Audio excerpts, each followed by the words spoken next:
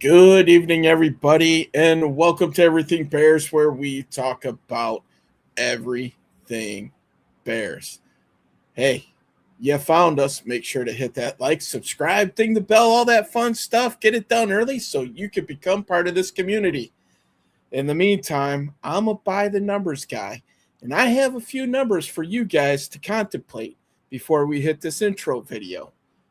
5, 2, 3, 4, and 2 again. We'll get into it next on Everything Bears. Mic check. Chicago check. Monsters of the Midway check. Every Sunday got the city on fire. Every episode taking Bears fans higher. Talking quarterbacks, linebackers, draft day dreams. Breaking down the game like a championship team. No hot takes, just football facts. Blue and orange faithful got our backs. From Hollis to today, we carry the torch. Welcome to the show. Pull up a chair on the porch. Everything Bears show. Bears, let's go. Everything Bears show. Everybody knows. Everything Bears show. From the lake to the road.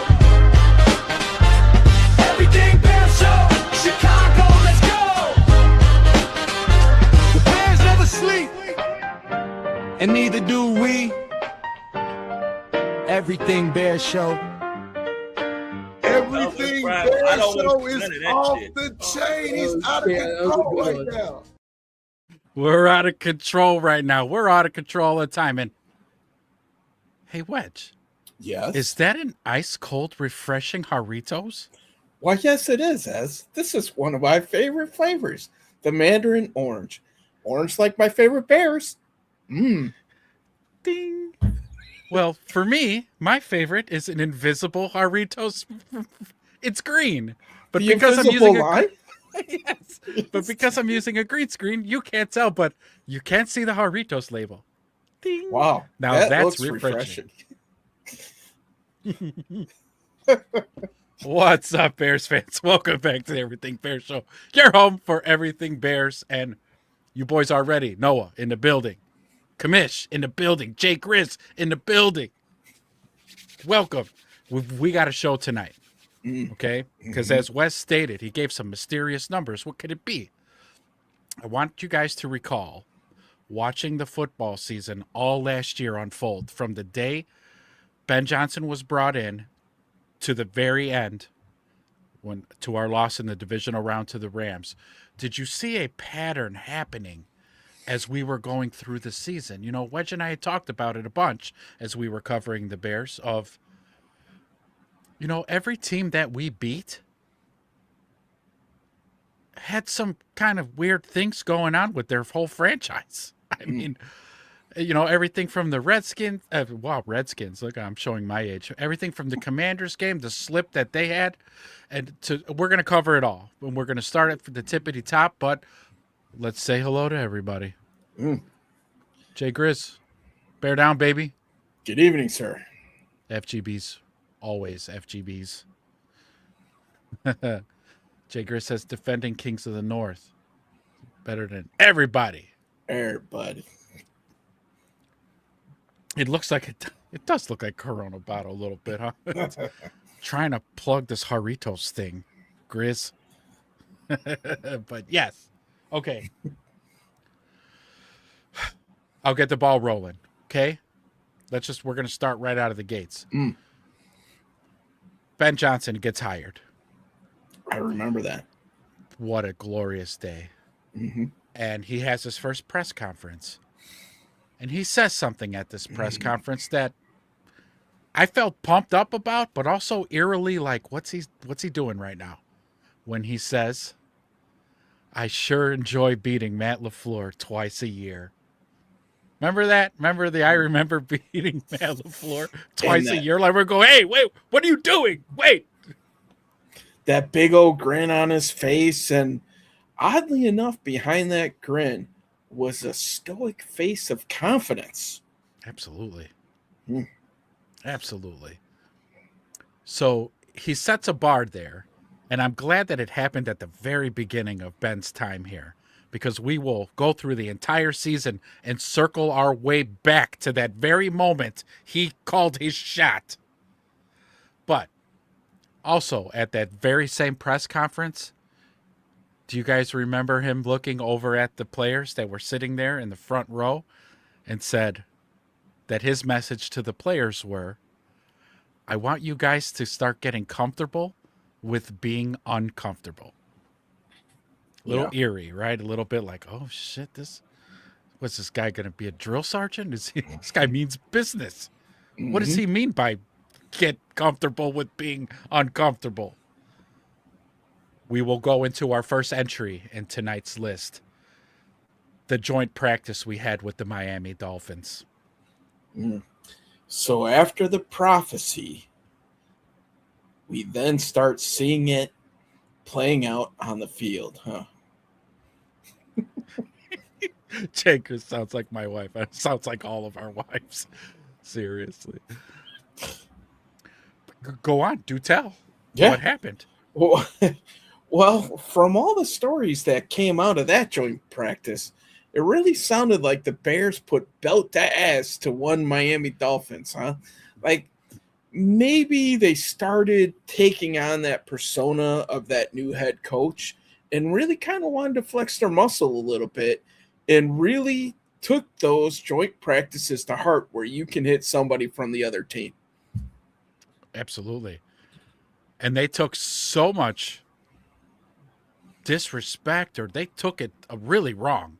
The Miami players did, because at press conferences about the joint practice, some of them were on camera talking smack, saying, oh, yeah, the fake toughness. Oh, yeah, Bears being all fake tough. Mm-hmm. You know, like the Bears were faking it, like it was a facade. They were just taking practice like a little too serious for the Miami Dolphins. Well, it just so happens that at the end of the season, the Miami Dolphins went 7-10 that year. And then not only did they go 7-10, both their head coach and their general manager were both fired. So there. That's what happens when you don't practice at a championship caliber. When you want to pit and pat for joint practices. Not in Dallas. Not no more, you don't. Welcome, Big Mike. I'll take things you don't want to hear from your uncle for 200, Alex. Yes. Come here. I don't want you getting comfortable being comfortable. You're going to be comfortable being uncomfortable, Big Mike. Yeah, and think about the Dolphins in general, beyond the head coach and the GM and everything else that got just whacked in the destruction of the Ben Johnson effect. Look at what happened to their team. Complete fire sale. QB, gone. Running backs, gone. Running back coach, gone. Waddle, gone. Oh, yeah. Yeah. The whole nine. Like, they just started dumping players left and right. Really, the only player that they held on to that I was interested in for the Bears was H.A. Like, I was hoping. Yeah. And then they bring poor, Willis in to be their quarterback as they're trading away all their offensive assets. Good luck, man. Good luck. And so that was the first wave. There's more. This continues. This was an all-season affair, boys. This happened all season long. But Jay Grizz says, is your uncle's name Rico, Mike? Uncle Rico? I bet I could throw that ball over them mountains. All right. So now, as we know, after we beat the brakes off of Miami during joint practices, because apparently they didn't want to take football seriously, but Ben Johnson and his new look Bears did take it seriously.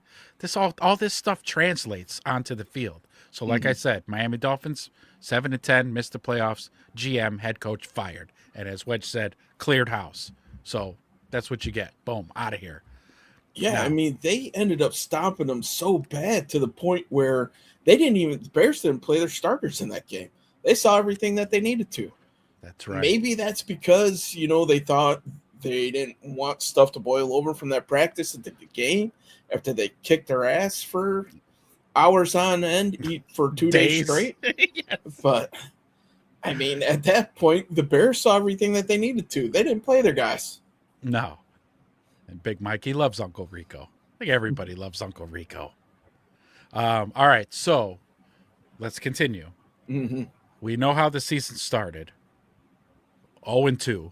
Not looking good. We got 2 more games to make it to the bye, and we're all hoping, can we just get to the bye 2-2, please? So week 3 comes up. I think we traveled to Las Vegas to play the Raiders, right? They didn't come to us. We went to them. Yeah. So it was a very close game, as we recall. Had to come down to a late game heroics. Blackwell blocks a field goal attempt. Game over. Bears win. Amazing. But then something happened to the Raiders. They went. Their final record was 3-14. And their casualties were their offensive coordinator, Chip Kelly, and their head coach, Pete Carroll. Fired. Out of here. So, again, it suffered a hefty loss because that game was rough. Yeah. Wedge, do you remember Max Crosby that game? How can I forget? He had a freaking pick in the middle of the line somehow. Batted it up to himself, caught it, started to return it. He was everywhere. He was wrecking our whole game plan. Mm-hmm. Ashton Genty had his breakout game in the NFL versus the wet paper bag run defense that the Bears threw out there. It was that ended up probably being Ashton Genty's best game all season against our beloved Bears. But however, the Bears come out victorious. Oh, this was, too? I think this was my favorite. I did a short on this one where the halftime interview with the lady when she was like, maybe you want to do something different? And Ben had laser eyes. If he had lasers shooting out of his eyes, he would have burned this lady's hair off. And he was like, you think? We're going to be just fine. Okay, we're going to be just fine. And apparently it was a little bit of they made more out of that than what they needed to. Oh, on social media, in the news, where they were like, I can't believe Ben. Oh, it's Ben some kind of misogynist or something. You can't look at those halftime interviews. They need to stop. I know I'm just going to be a little bit of a branch off, but Ben Johnson was locked in. His team was struggling with the Raiders, and he didn't have time to stop and answer stupid questions so you want to do something different? Yeah, you think? I wasn't mad at Ben. Ben didn't have to come out and apologize like he did. He didn't need to do that. He had every right. Because just like Ricky Bobby, I like the way he's talking to you right now. Because he's winner. Winners get to do what they want. But I digress. Come back, fight their asses off, get back in the game, block a field goal, win the game. Now, the Raiders, again, rest of the season, 3-14. They only won 3 games all year. Head coach, OC, fired, more casualties in the Bears' wake. Yeah, that roster completely hit the reset button. They go and spend like drunken sailors in the offseason to try to improve this team. They almost traded away their marquee player, Max Crosby, but he ended up coming back due to a medical. And now we'll see what they're going to be for this upcoming year. I'm expecting a dumpster fire even still. You know what we need to do? We need to get Max out of there. Yeah. Save him. Save him. Come to the blue and orange and you shall be saved. I love it. All right. So week 5 was also a crucial time because it was our bye. And Ben Johnson had said, I don't give a shit about the passing game. We're not running one route all bye week. We're going to work on this damn run game. And boy, did they. Mm-hmm. Wasn't that about the time where he came out and said that we're not practicing like a championship caliber team? That might have been. Yeah. Mm-hmm. Because that was another thing that would be a part of the Ben Johnson effect. He has no problem of going out on TV at the podium at Hallis and put his team on blast. Mm-mm. And say that, right, we're not practicing at a championship level. So. And the crazy thing is when they went and talked to the players about it, what did they say? They didn't say, oh, well, we had a couple rough spots that we need to fix. It was, he's right. We're not a championship team. We're not practicing like it. We need to be better. The message was unified already by that time. Yes, it was. And that's huge, right? Because that's buy-in. That's everybody's bought in. They want to win games. So if the guy's coaching you hard, I think players like it. Some of them act like they don't like it. But deep down, if you're a real athlete, you want to be coached hard because you also want to give your very best what you can. So you take the coaching and you do what the coach says, and then boom. And now at this point, they're starting to see it translate a little bit because, yeah, they won 2 games going into the bye. And so we come up to week 6 against the Washington Commanders. It was a wet, rainy night. Slippery as all get out. And you know what? The Commanders had the game right there. They had it. They could have just run the clock out. And they were trying because they were handing it off left, handing it off right. And then on one handoff, the ball slips out of Jaden Daniels' hands, hits the turf. Nahshon Wright jumps on it. Ball's going the other way. Mm-hmm. Wedge, do you remember the rest of this? Boy, do I. Was this another coming out party for one young Caleb Williams and some late game heroics that kind of started to change the narrative? Well, the Bears go down. They end up scoring, win the game, get redemption from the last year. The big story going into that game, obviously, was the whole Tyreek Stevenson meltdown from the year before. Has he matured? Yada, yada, yada. Well, It seems like after that game, we didn't see as much of Tyreek Stevenson as what we thought we might. So maybe something happened there, relapse. I don't know.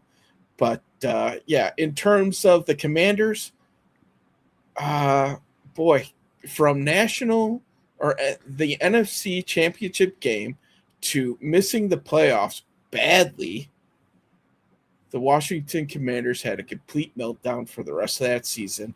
Jaden Daniels gets hit with the sophomore curse with injury, and even when he was in there, he wasn't playing all that great either. No. As a matter of fact, they finished the season 5-12. And as like you said, from the previous year, NFC Championship game to 5-12. Mm-hmm. Some casualties happened from their team too. Offensive coordinator, defensive coordinator, both fired. Cliff Kingsbury out of there. Joe Witt Jr. out of there. Mm-hmm. More destruction in the wake of Ben Johnson's Bears. Probably one of the biggest year-to-year collapses in this whole list. In this whole list of teams, yeah. And there's teams that go from making the playoffs to not making the playoffs and vice versa. But, man, the hype and everything that the Commanders had going into that season, having what everybody thought was going to be the next generational QB, and how the Bears messed up another pick again in Jaden Daniels, and it just did not come to fruition. Yeah, I bet his name was uttered in MVP talks. Sure. Going into the season. Yeah. Yeah, if he takes that sophomore jump, then you just never know. So. Oh boy. So that was it for the Commanders. Next up, Big Ballers got it right. Oh, sorry, we hit it at the same time. Yeah, Jaden Daniels, overrated. Big time. Big time. Yeah. Thanks, Big Baller, for stopping in, man. Thanks for hanging out a little bit. As we're unfolding the Ben Johnson effect and his wake of destruction. Yes. All right, so next up, we got Week 7. We host the Saints. Not a whole lot to talk about here. We knew the Saints were in shambles. We won the game like we were supposed to. No big deal, no big whip. The Saints were a struggling organization at that time anyways, and their final record ended up being 6-11. No major firings in this incident with them. So the Saints are kind of like, they're like in rebuild mode. So I don't think ownership was expecting too much from them. Mm-hmm. So losing to the Bears, you know.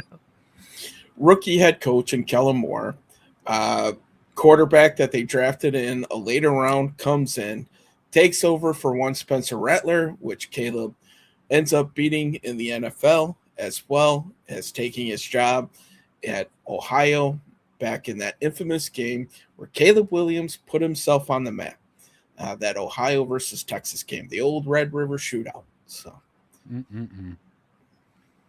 yeah, which also too, I hate to invoke his name, but First Round Mock on Twitter loves to tell everybody how Rattler is better than Caleb or was a better prospect coming out of college. Like, yeah, what do you say about yourself now? Yeah. Bah. Anyways, we move on. So we lose to the Ravens Week 8, we're not going to talk about that. We go into Week 9, Cincinnati Bengals. This was obviously Coulson Loveland's breakout welcome to the NFL moment game. However, also kind of the same kind of not a great season for them. We know Joe Burrow was out, but they still ended up with 6-11 was their final record, and their third straight year with missing the playoffs. And again, no major firings here as well. Yeah, I mean, tough season for the Bengals all the way around. I believe, if I remember correctly, the Bears had back-to-back games in which they were able to eliminate an opponent from the playoffs. The Ravens was the first one. If they lost to the Bears, I don't remember if it was like almost statistically impossible for them to make it, but they ended up winning and they ended up making the playoffs. Versus the Bengals, if they beat them, they were mathematically eliminated, if I remember correctly, and they knocked them out of the playoffs. Oh boy, what a shootout this game was. Did that game towards the end of the game swung back and forth like, oh my God, we're gonna win this one. And then all of a sudden, oh my God, we're losing. Like, wasn't it something like 21 points were scored in the last 2.5 minutes of that game? It was nuts. Not only was it a Coulson Loveland coming out party, but that game, if memory serves me correctly, DeAndre Swift was also out. So Monangai carried the lion's share of the carries that game and had himself a pretty nice game as well, officially putting him into that secondary ball carrier role, and the legend was born. That's right. The Bruce brothers were born. Mm-hmm. That was great. All right. But again, no major firings there, so it was just a fantastical finish and big win for the Bears. Also, I wouldn't take anything away from the Ben Johnson effect, because these are, again, our moments of... I'm reminded of one Eberflus, where we were in a lot of very close games, but man, would we come up with 100 different ways to lose them. Yeah. Let me count the ways. Not calling a timeout. Yeah. Letting time expire at the end of a half without kicking a field goal. Yeah. Not being organized. Jeez, just every which way possible. Every which way possible, honestly. However, under Ben Johnson, they found ways to win. Did the exact opposite than what Eberflus's coach, what he did and his coaching staff did as well. Just, again, a tide's turning, a momentum is shifting as Bears fans, and at this point of the season, we were really starting to feel it. But then it continues. Week 10, New York Giants. Ooh, I like this week. Yeah. Snowy, cold out there. And for some reason, our defense couldn't stop Jackson Dart for nothing. No. Jackson Dart was looking like Patrick Mahomes out there. He's scrambling around, hitting guys open, scoring points. Like we were looking like we were going to lose this game. Until Caleb Williams, again, puts on the cape. Yeah. And says, I'm going to will us back into this game. Scrambles for a touchdown. He had a big scramble where he came close to scoring a touchdown as well in that one, but he did scramble. That was for the go-ahead touchdown, I believe. But DA goes to one of his defenders, and I forget which one that knocked Dart out. Sweep the leg, right? Sweep the leg. That's right. So Dart ends up going out, concussed. Russell Wilson, which would have been his swan song of his career, ends up coming in looking completely inept, the opposite of dangerous. Look more like the russet potato. So ends up laying an egg. Bears sack him towards the end, I think, to seal that deal, if memory serves correctly. Yeah. And then the chaos ensues. And here we go. Yes, more casualties from this loss. The Giants finished the season 4-13. Very bad year for them. But their head coach, Brian Daboll, was fired the very next day. Yeah, the same Brian Daboll that won Coach of the Year, I believe, 2 years before that. Yeah. And then he gets canned for blowing a fourth quarter lead against the Bears, which many teams had felt the fate thereafter as well. Ooh-wee. So although Brian Daboll was fired the very next day, it took them till the end of the season to then fire their defensive coordinator, Shane Bowen. So 2 more casualties from the Ben Johnson wave of destruction. And many people, if you ask Giants fans, they wanted their GM going as well, but he ended up, I think, signing an extension and lives on to GM another day. The same GM that also let Saquon Barkley walk out the door.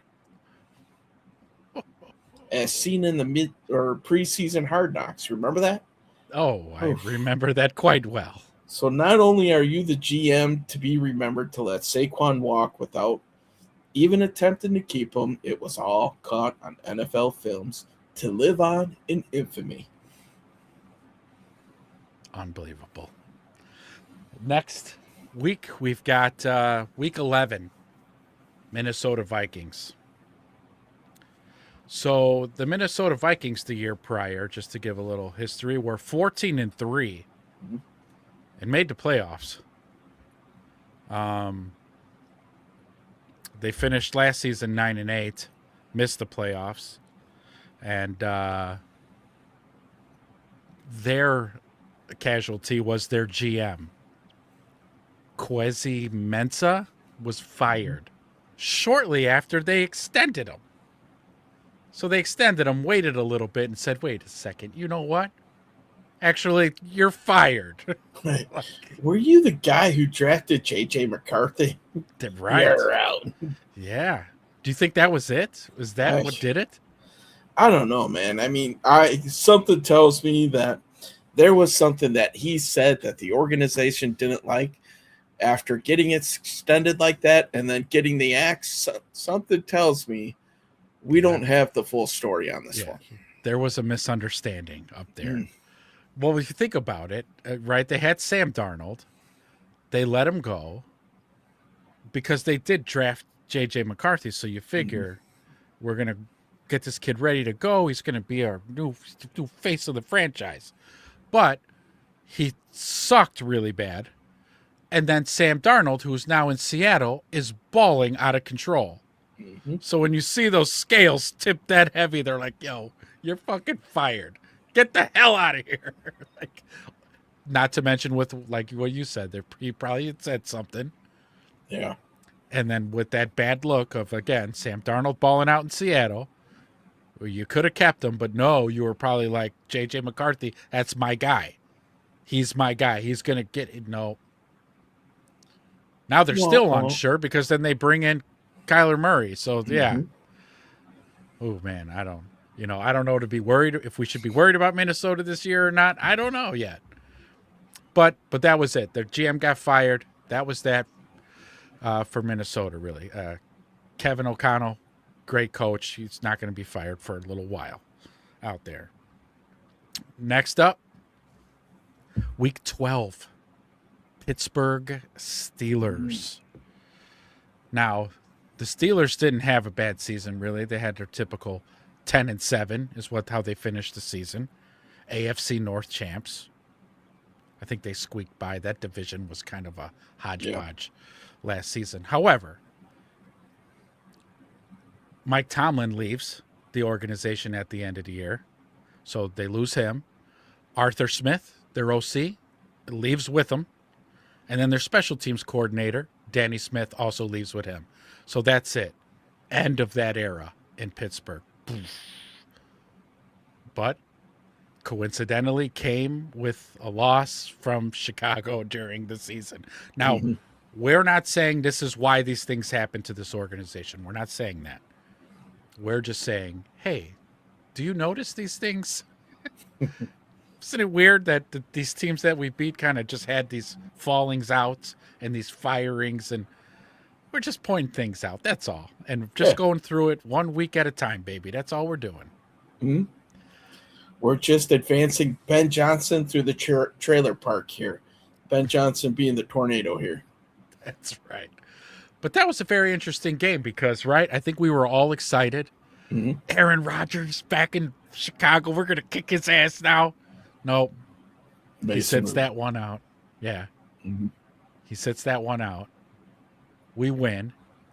And that was also another one of those things where, and we talked about this last episode, was that Caleb, learn. There's my pit bull. Yeah. I see you. All right. But that was one of those games where we said last episode that Caleb had said to, the hell was he talking to? Chris Sims? He was talking to somebody. Talking about when did the offense really click for you? And he was like, oh, yeah, that second Minnesota game. Mm-hmm. Well, this is the week after, and we finally got to see a quarterback, one of our quarterbacks, do the thing that Aaron Rodgers has done to us 100 times. And that is manipulate your cadence, get an offside jump, and now you got a free play. Mm-hmm. And then you turn that free play into touchdowns. Like, it happened. And I was like, holy shit. It's like, oh, my God. Like a changing of the guard. Yes. Absolutely. That's it. A changing of the guard. Like, so, like, now this is in his back pocket. This is part of his repertoire. Because he does it again. We'll get there. We're not there yet. But later on when we play the Niners, he does that again. Mm-hmm. So, like, this is huge. This is huge. But, you know, Mike Tomlin leaving, the OC, the special teams, and that whole team's just... Yep.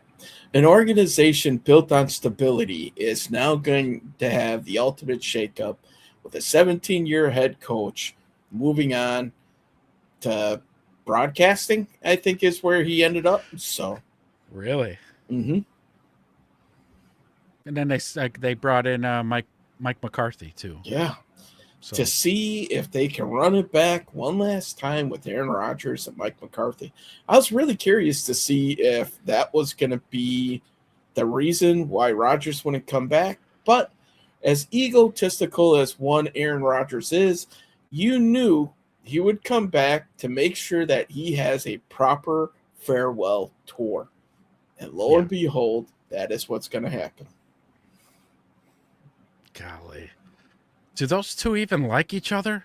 It did not end well. I mean, in Green Bay, from everything that I remember, and take this with a grain of salt because it's been a while, is the whole reason why McCarthy ended up leaving Green Bay. Call it fired, call it, mutual agreement to part ways, whatever, is that there was a rift between him and Aaron Rodgers, where they weren't running the offense how Aaron Rodgers wanted to run it, and he was changing a bunch of plays, and they weren't on the same page, and yada, yada, yada. They're not running the ball enough. They're not running enough of the formations that Rodgers likes, blah, blah, blah.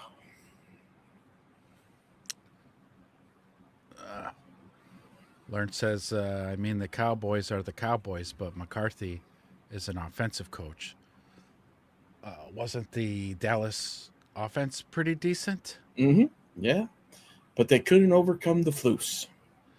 Oh, no. He says, you boys must do a great job at reading kids' bedtime stories and putting the kids to bed well. Yeah.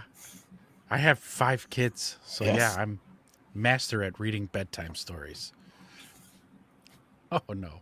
But I get your point. This is boring you. Is this boring you, Chris? We're almost through it. Then we could start the shenanigans.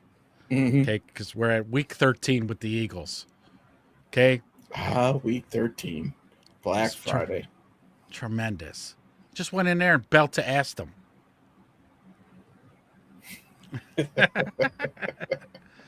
We just absolutely belt to ass them. The run game super duper came to life finally.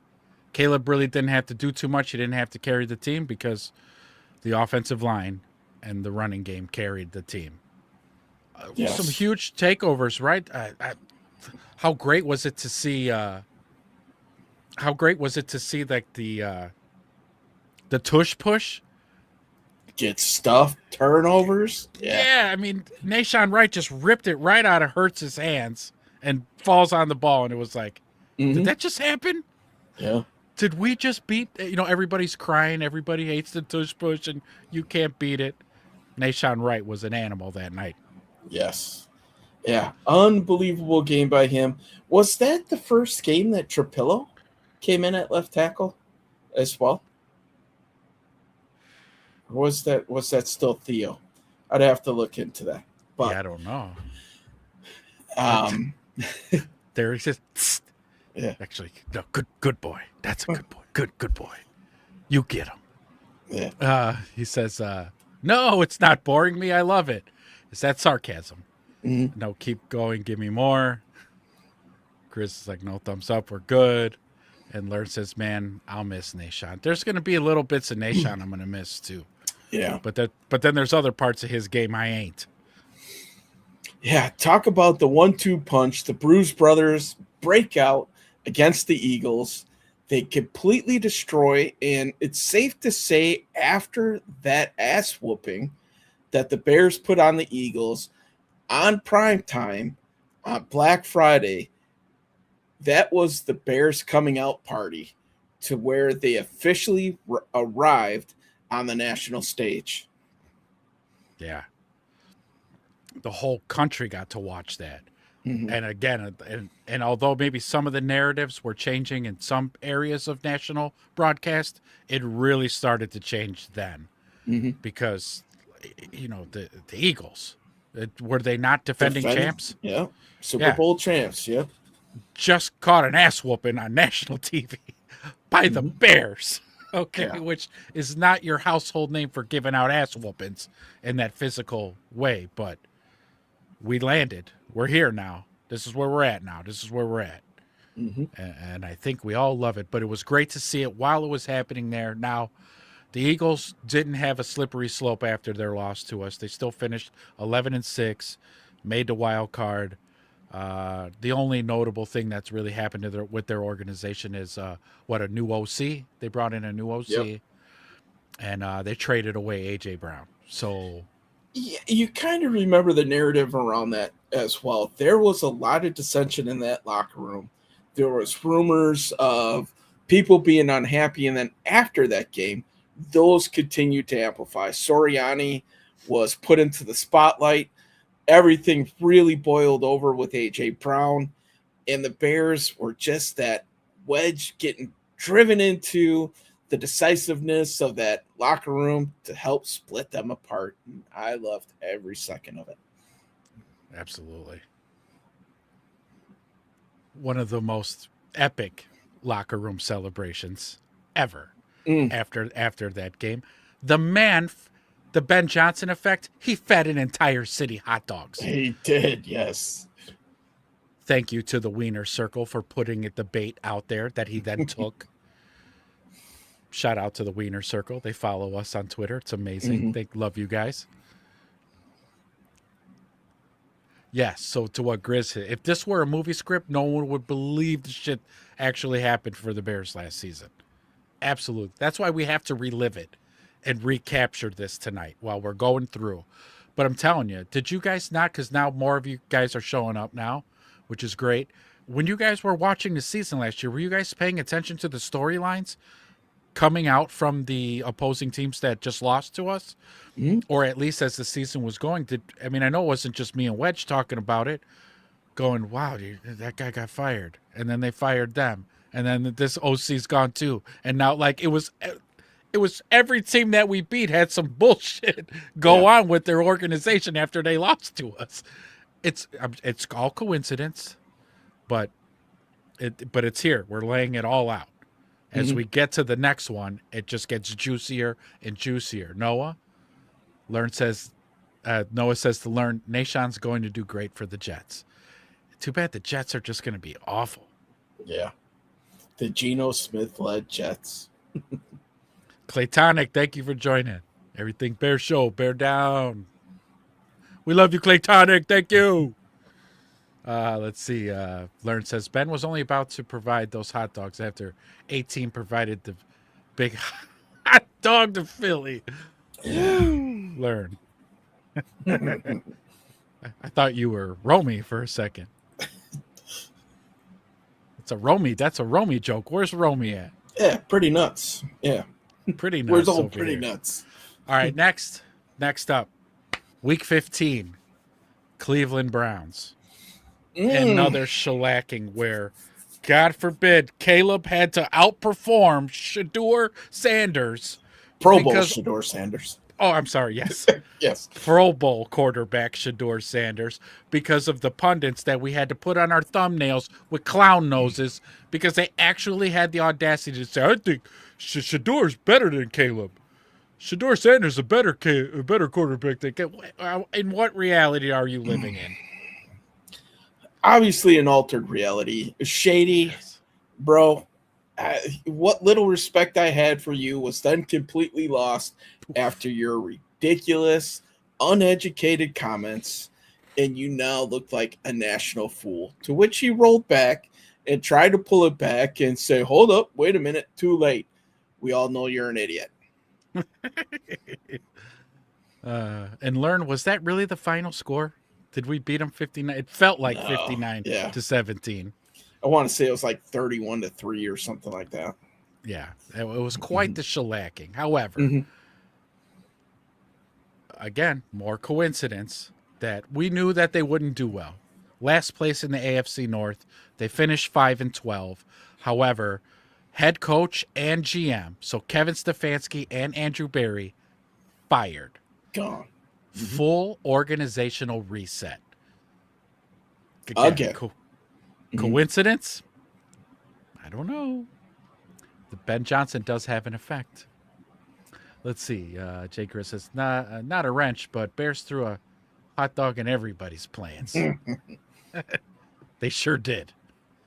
Why do you think Ben's last name is Johnson? Food for thought. All right. Now comes to like the meat and potatoes as we're going to go full circle here, because at the start of the show, when we started on this Ben Johnson effect, we notated the very important thing that he said at his very first press conference. Yes. I sure like beating Matt LaFleur twice every year.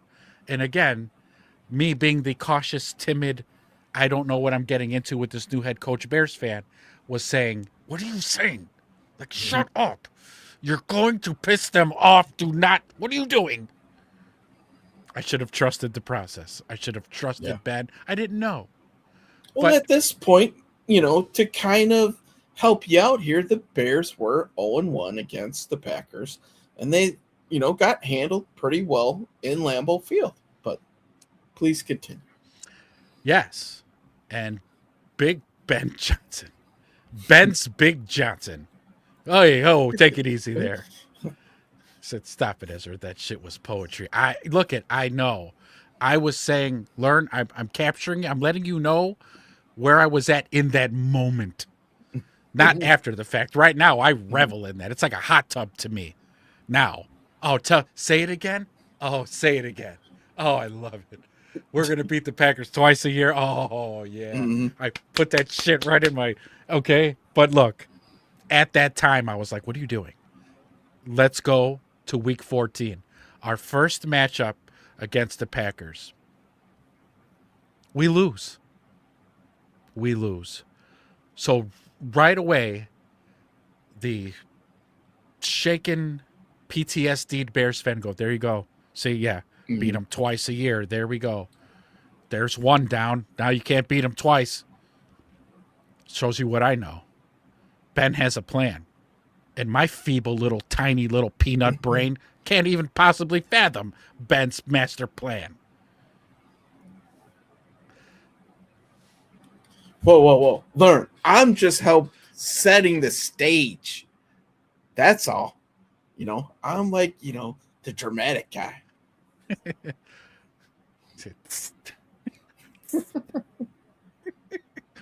Oh, boy.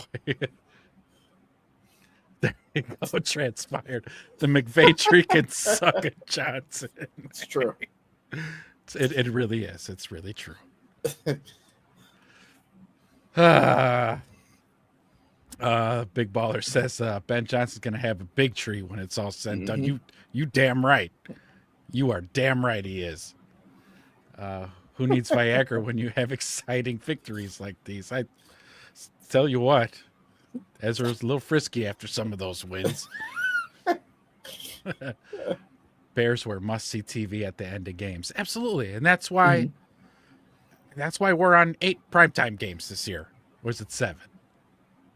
7, yeah. 7. Well, when the playoff game rolls around, that's 8. And the second one, that'll be 9. So. Damn Skippy Wedge. I can love it. Yes. Well, I'm sorry, I misspoke. It's 8 for sure because we're going to have the first round bye. So I'm glad you corrected that. Let's see. Grizz says, Bear victories give me a stiffy. Further wife. Oh, for the wife every Sunday? All right. Well, that's what happens when the Bears are winning. Like, you get juiced. You get amped up a little bit. Fanatic. You more like casual, unbiased observers. Bear the fuck down. Learn. All right, look. Noah. Then we will McVay and the Rams in the NFC Championship. Wait, we will. I'm doing the Ron Burgundy thing again. Wedge, can you piece this one together? Yeah, I'm thinking, then we'll get McVay and the Rams in the NFC Championship game. Oh, and then beat their ass too. Yeah. Myles Garrett, I ain't worried about you. We'll put all 3 of those. Yeah, we'll put all 13 personnel to your side of the field. Yeah. Continue to chop down that McVay tree. Starting at the roots. So, as I mentioned, we lost to the Packers week 14. The prophecy from Ben at his introduction presser seems to have seen that it was broken, shattered. In comes week 16. We beat the Packers in overtime. And what a glorious game that was. Because yet again, Caleb Williams puts on the Superman cape and just takes over. Just balls out of control. 4th and 8. I ain't scared of 4th and 8. And then obviously the magical throw to DJ. Sit down, lights out, walk off, home run. That's what that was. Probably one of my favorite throws from Caleb all season long. And, there was a handful. We should have a show of how we rank all his best throws, how we rank them. That's at near the top for me. Maybe second. Might be number one. I don't know. I haven't marinated on it enough. Anyways, we beat the Packers. Now that's splitting with them. Now we're 1-1. Okay, so you still think... Oh, go ahead, Wedge. Go ahead. I was going to say, after that, weren't the Bears officially crowned the Kings of the North? Yes. After that victory? Mm-hmm. Yes, it was with that win that, we clinched the North. Never to give it back. Learn says, I hope Ben talks some shit to McVay this year. He might. I don't. Look at, just like Learn is, just like you are, so is Ben. I don't know what's going to come out of his mouth, but I'll tell you what, I'll be backing him up. If he's talking some shit, I'm going to go, did he just call McVay a bitch? Okay, all right, okay, McVay's a bitch. I definitely think Ben's cut from the same cloth that Learn is. He's not going to go out and praise him, but maybe punch him when he's not looking or something. I don't know, but Big Baller says, I think it will be Seattle and the Bears in the championship game. Stafford back won't make it. Wow.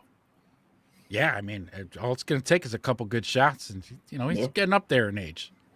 Yeah, could be a rematch from earlier in the season for sure. Oh, Grizz says, wait, you skipped over the 4th and Loveland play. Wedge. Caleb rolls. Well, that was, let's see, the second game was the Air Caleb throw, was it not? To Rome on 4th down? To Rome, yeah. Yep. So we got the iconic Madden cover throw out of that game to where they converted on 4th down to Rome Odunze, which then graced the Madden 27 cover. And Loveland in that second game just wore the Packers out. Dude, sail route, sail route. Like they ran that shit 100 times at practice. Woo. Killing them. Packers special team coach, gone. Yeah, and their field goal kicker, too. Yeah, McAnus. McAnus. How dare you? Oh, no, you didn't shake my flabby hand long enough. My coochie hurts. Yeah, the flower. Because he did, yeah. He dissed him on that handshake. Yeah, the drive-by handshake. Oh, that was the playoff win. Yeah. That he did that. But he kind of smugged him still, too, though, with the at the end of that game, too. Kamish, what's good, boy? What's good, my man? Bear down. Kamish. Giving shots out. Everybody giving the shots out. What's up, boys? That Jordan throw was in the playoffs. Was it? The 4th and 8th? That was during the wild card round? Because that's the next game we're getting into now. So we beat the Packers once in the regular season. We split with them. But then as everything shook up for the last couple weeks of the season, boom, we get paired up with Green Bay and for the wild card. Now this is the part where we circle all the way back to Ben's first press conference where he said, I really enjoy beating Matt LaFleur twice a year. Because, damn it, it came to fruition that night. Because in a great fashion, what do we call this? We dubbed this game 21-3. 21-3. You should have heard and seen me and Wedge's chats during this game. Now that we started a Discord and you're all in it, you're going to get to see us in full mode, and we're going to get to see all you guys too, all during the games, losing our fucking minds or punch drunk and celebrating. But I kept saying, like, dude, we are getting big broed, like, so bad right now. big broed. We couldn't do shit. We couldn't stop him. Actually, as a matter of fact, on YouTube, they have the condensed game. I just watched half of it. Then I fell asleep. But the first half I'm watching, I'm like, oh my God, this was as bad as I remembered. Like, their offense had just boom, boom, boom, boom, touchdown. Boom, boom, boom, boom, touchdown. Boom, boom. I'm like, oh my God. But then we come out in the second half, and it wasn't until, the fourth quarter? Green Bay comes back and scores a touchdown, too, that even makes it look like it's going to be even harder to come back. But, dude, Caleb was on one. The whole team was on one. Defense really stepped up in the second half. Big time. Big time. And then, obviously we know that nice, perfect throw to DJ on the left sideline. Boom, touchdown. Go ahead, score. And now it's up to Jordan Love to put on his stinky cheese cape, which stunk really bad because he should have. Kyler Gordon should have came down with that interception, but whatever. It was an incomplete, failed Mary pass, and we win. And then, as we know it, it was at that moment that Ben Johnson's prophecy of beating Matt LaFleur twice a season came to reality. It bore fruit. Amazing. The clock struck midnight as Jordan Love turned back into a pumpkin to send Packer fans and Packer media members into hysterics of the ultimate meltdown, calling for LaFleur's job, Gutekunst, the GM's job, wanted everybody to be wiped out and restart over. Unfortunately, LaFleur is still there, Gutekunst is still there, and now their running back has 5 felony charges still outstanding. Oh, yeah. Oh, God. Big Mike says that throw to DJ was the official Iceman pose. Oh, in the overtime win, no? In the overtime win, when he hit DJ for that game winner, the walk-off touchdown, Caleb said. Oh, and you know what? And I'm glad for bringing that ice pose up, because I was thinking about this in my work van today. And you guys remember, Wedge, you remember going through 10, 12 years of this shit? Yeah. The discount double check. How many fucking times we had to see that and how agonizing and pissed off. Look, I'm getting all fucking pissed off talking about it now. Now, those assholes get to see this.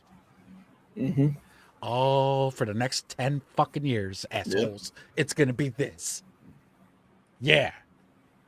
So, good call, Big Mike, yes.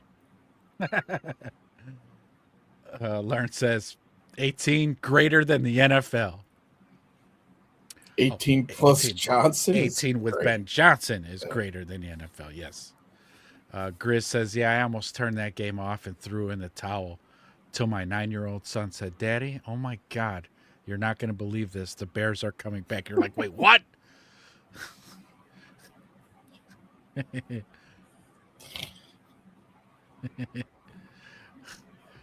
Grizz, I told my son, stop it, kiddo. Don't play with Daddy like that, man. And my ticker, don't do that. No, Dad, I'm serious. Like, Caleb is playing out of his mind right now. Dad, you told me not to swear, but man the fuck up and turn it back on. You know, son, you're only 9, but I will allow that. Yes. Thank you for setting your old man straight, boy. Yeah, and that's crazy, Get up and change the channel. Put it back on. Put the game back on. But Big Mike says, crazy that the Iceman pose also means bear in sign language. That's a nice coincidence, isn't it? Bear. Oh, it's supposed to be claw marks, right? Coming down, bear. Oh, he said exactly, Wedge. Now put the game back on for me, son. That's great. And that is it. So, Wedge, the grand total was, boys, get ready for this, 5 head coaches,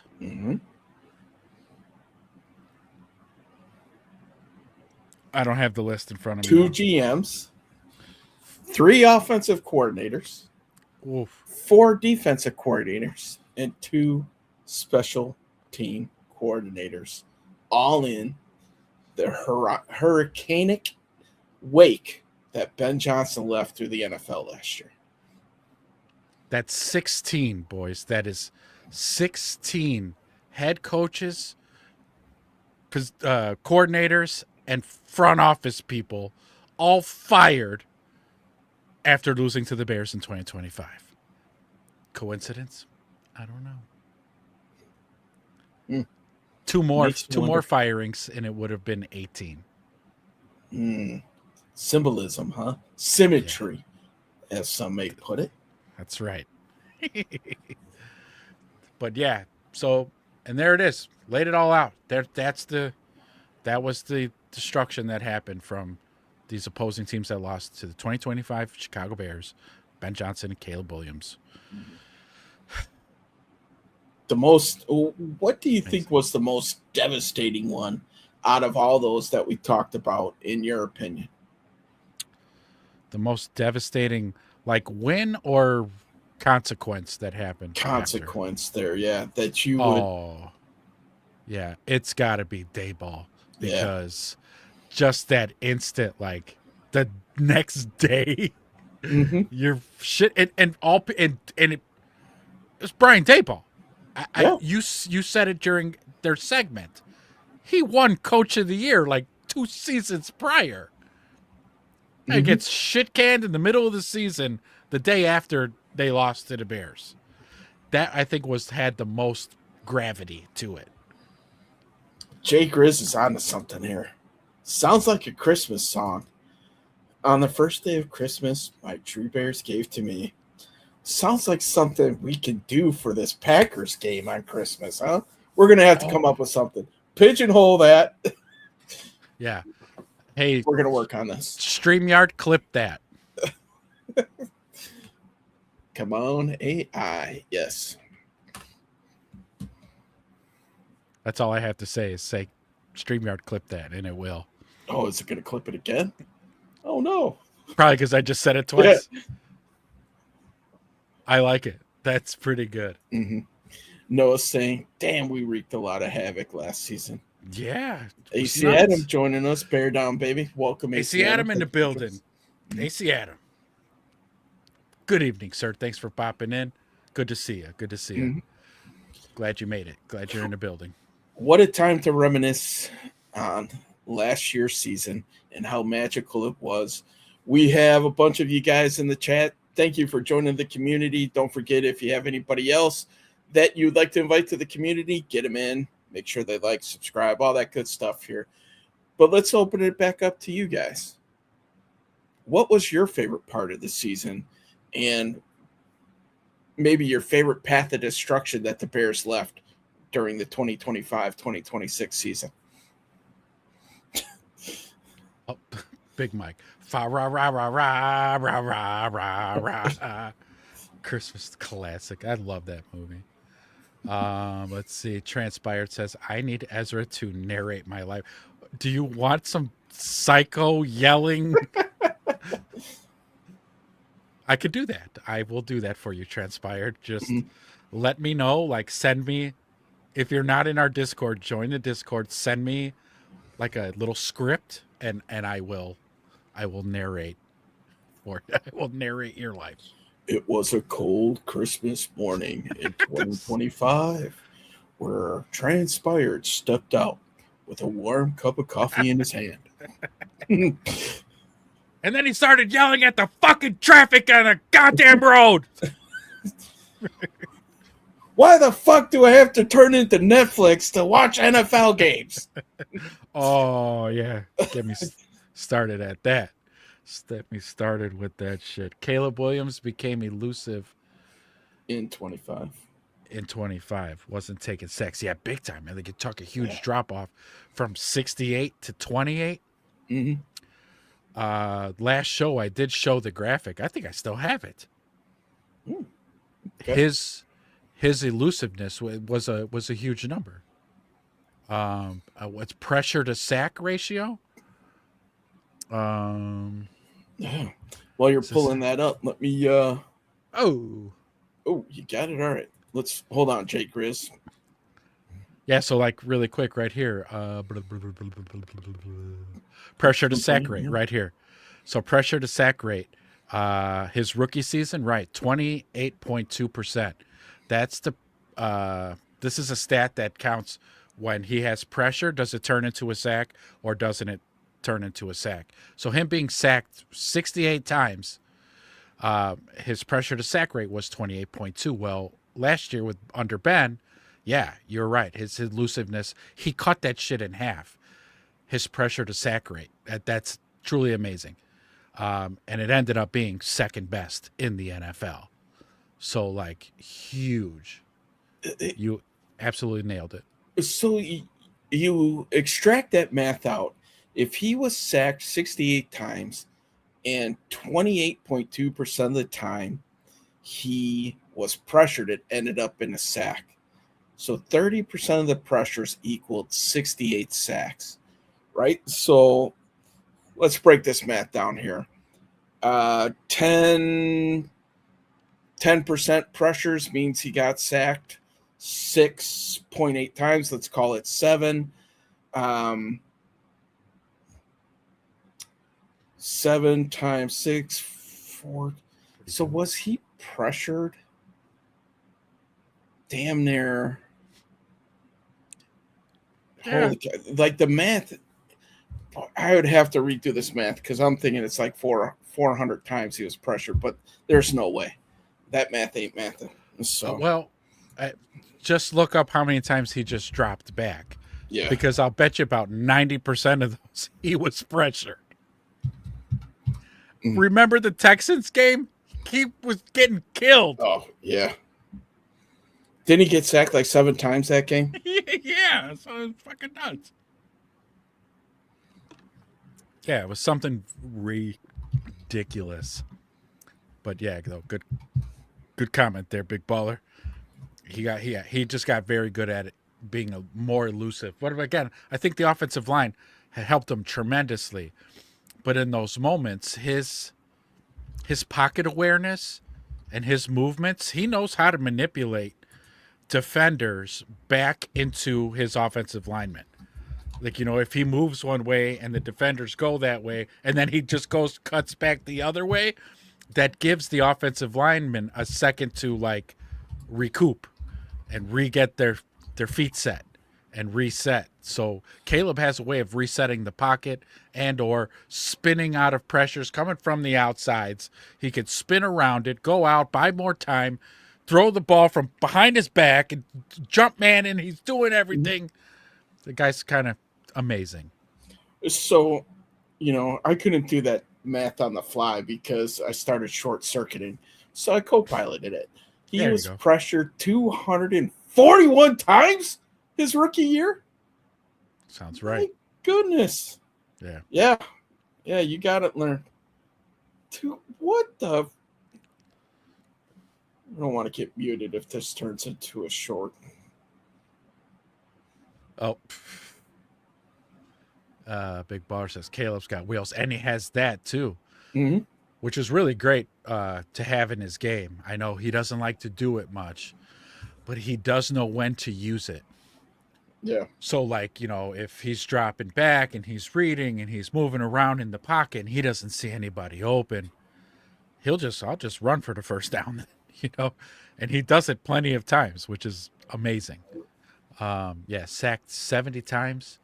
He asterisks 3 because pressured 30% of the time. Times 3, yeah. So 240 pressures, right? You nailed it. 5 painted nails with 4th and Loveland 3 techniques to beat LaFleur's, and Pole still won't improve the D. All right, yeah. StreamYard, clip that. That's very good. You guys are awesome. You guys are killing it tonight. Yeah. That's fucking good, Big Mike. Those all work because that's going in the song. Yes. Now, your initial math was right. Don't second guess yourself, Learn. Go with your first answer and fill that in the old Scantron. The old Scantron. Woo. Mm-hmm. Just make sure you're using a number 2 pencil. Yeah, or your answers won't register. Mm-hmm. Big Baller says, want to see more 13 personnel. Tight ends in the NFL have a 71% catch rate. Speaking of tight ends, I don't know if you guys have seen the NFL stories coming out today. Kyle Pitts just got broke off. The tight end from the Jags did as well. Pitts, I think, was 3 years for $54 million. Strange from the Jags, I saw 3 year for $48 million. So it's yeah, man, it's crazy to think what we might be facing. I will tell you this: Cole Kmet's not going to get that contract. No, I'm sorry, it's just not going to happen. And tight end U's going on right now. Is it really? Mm-hmm. So all the Bears tight ends are there? I know Coulson is for sure. I was looking for Kmet when I was looking through stuff, but he's been going for the last several years, so I'm assuming Kmet is there as well. But they jumped up to 90 tight ends. Almost every tight end in the league is there. Oh, Roush still isn't signed, so maybe he's there. I don't know if it's an exclusive invite or what, but so I always thought it was exclusive, but as popular as tight ends are getting now, because offenses are kind of morphing now, which is great. Mm-hmm. Especially with everybody who's going to be using 13 personnel. Again, it's a copycat league. They're going to run this until defenses can figure out how to stop it, and then they'll switch it up to something else, which is what's great about the game of football. It's probably the most beautiful sport on the planet. Yeah, tight ends are kind of like the favorite positions now. For the longest time, tight ends were like, yeah, tight end. Mark Bavaro, yeah, a couple good catches and things like that. But then they've evolved into, your Coulson Lovelands, who are some of the best tight ends? Kelsey, Jimmy Graham, Jimmy Graham. Yeah. I mean, they really kind of paved the way for what tight end position is now. But Antonio Gates, Gronk, some of the OGs. There you go. Tony Gonzalez. The list goes on. What'd you find? So for the tight ends, I'm showing that Coulson Loveland, Sam Roush, and Kadir Ismail went no Kmet. Wow. So according to this, now it doesn't. I'm not 100% convinced that he's not there, but it does say that Cole Kmet was not listed among confirmed attendees at tight end U. I also saw that they're bringing in Kyle Juszczyk from San Fran to go over fullback type of stuff too, because the tight ends are asked to step into that role. Sure. Mm-hmm. Wow. Well, that's really cool. Yeah. I can't believe a rookie's invited to tight end U. Okay. Transpire says, I'll still root for Kmet when he's on a West Coast team. Oh, my goodness. Yeah. What's the matter with Kmet? Transpired. Everything Bear Show wants to know. I think he's all right. There was a while there I was starting to let go of Kmet. Loved him when we drafted him. Loved him his first few seasons. But then there was and I'll probably say the Eberflus years where his blocking didn't look up to par. His involvement, he was always a good guy and a professional, and he showed up and he busted his ass and he did all the right things. It was just some of the tape of watching him block, he was not good. And I'm like, oh God, his blocking is not good. Mm-hmm. But the turnaround that he showed us under Ben Johnson's offense, I mean, he looked pretty damn good to me. Yeah, well, I think it's just that, right? He's in a legit offense. He's not in a Shane, what's his name offense anymore. Don't say it. Yeah, nor will I. But I think one of the things that we got to remember, or maybe it's just eye bias at that point, is what Loveland was doing out there. Kmet just can't do what Loveland was doing. Right. I've never seen Kmet take over a game like Loveland did throughout the Bengals game, in the playoffs, like where he was just money. Right. Straight money, dude. But doesn't that add an element though? Like it's so like symbiotic, and I like to see it, that bringing in Coulson Loveland and having him excel, like you said, in a tight end role that Cole Kmet can't do, somehow made Cole Kmet's game even better, because they're out there doing two different things, but doing them very well. Oh, yeah. Which will stress any defense out. Yeah, we've always loved Kmet, right? I mean, he was the guy that was one of the primary targets. He just wasn't utilized to, what his skill set could be. You think about the London game and some of the big games that he had during that era, even though the offense was complete crap. It's just, he's not the number one tight end on this team. I think it's safe to say that we all agree on that, right? It's going to be Loveland, but hell, there's probably 28 other teams that would love to have Kmet as their number one tight end. Kmet, I think Kmet signed through 2027, will be an undrafted free agent in 2028. So, are you peeing on my foot again? You're doing it again. He says, stop saying that shit about Kmet, Ezra. That's our fucking tight end, man. I know. I know you gave this comment a little soon. I saw it and I was like, let me give Kmet some praise here. Now, Kmet has proved that a lot. I think Cole Kmet's hands are fucking fantastic. He has great hands. There is that one throw. We'll get there in 1 second. Your comment said it. But Big Mike says Roush out here solving Rubik's Cubes in under a minute and shit. I know. I saw that. Yeah. It was pretty impressive. Big Mike, still think about Kmet's touchdown last year when he got rocked in the end zone. Dude's a beast. Yeah, that was the Lions game on a 2-point conversion. He got he got hit and his head just bounced right off the turf. And if you see his reaction too, he was dazed because he just threw the ball like, get the fuck away from me. Like, poor guy. He got dinged. Are we missing the unreal fucking catches? Getting his ass open when Caleb made that crazy throw in Green Bay. I think that was the one, right? Down the seam. And he like one-handed it. It was a great catch. Absolutely great catch. Yeah, I like Cole Kmet's hands. It's just, Cole Kmet is catch, fall down. Catch, fall down. Which is fine, okay? I've accepted that that's his game. Loveland breaks tackles, spins, and books it 40 yards for a touchdown. Kmet ain't doing that, but Kmet will catch the ball. And he's a great blocker now, again. In Ben Johnson's system, he was fantastic last season. We'll take nothing away from Cole Kmet. I wouldn't like to see Cole Kmet leave.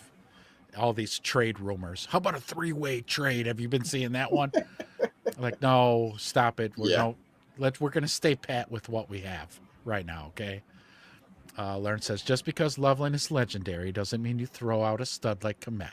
You're correct. Right. You don't throw the baby out with the bathwater, right? I get it. No, correct. And Bearlissimo, thanks for joining us. Bearlissimo says, Roush did graduate from Stanford, kids. Yeah, genius. And if you saw him spinning that thing, I was like, oh, he's done this 1,000 times. He was probably programming a program in his head at the same time while working the Rubik's Cube. Right. Yeah. Hey, while I finished the Rubik's Cube, I just designed we're going to revamp our pay system at Hallis Hall. I just worked out the programming in my head. It's all done on my phone. Transpired, but for real. What is in the water in Arlington Heights producing Kmet and MILF Hunter Garoppolo? That's right. Old Jimmy G. He's from Arlington Heights, went to Rolling Meadows High School. His little brother went to high school with my little brother. at Oh, really? Meadows. Okay. Berlissimo says, my pre-draft take on Cole Kmet was he was a stiff route runner, a good blocker, just not explosive in any significant way. Yep. And it proved that you were correct, sir. He is definitely a straight ahead seam type of route runner.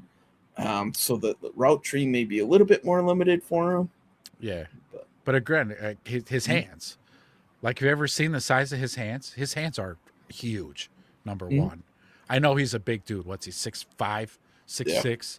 But his hands are ginormous. So when you see him catch balls on the field, that's why he's got such good hands, because they're as big as my face. Bigger. He could probably palm my face. Berlissimo's here saying Coulson Loveland is the antithesis of Kmet as a route runner. Fluid and explosive. Big word, man. Big word. I was afraid to pronounce it. So, antithesis. Yeah. I jumped on that sword for you, man. I wasn't going to make you try to pronounce that. Wedge, you are the college-educated one here on the show. Laird says, I don't know how you can watch the Bears the last 5 years and tell me Kmet isn't a top 8 tight end. Top 8. I would go up until last season. I probably could give you top 15. Go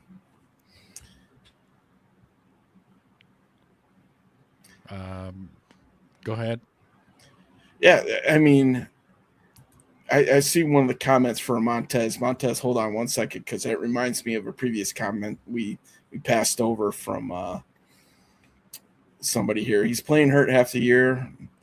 That's it. We are sideways at Ezra. This is blasphemy. Looks like he's going to invite you to the octagon next, buddy. What? damn pit bulls. All right, hold on now, because I want to defend myself. Okay. Let me allow me to retort. That's a tasty burger.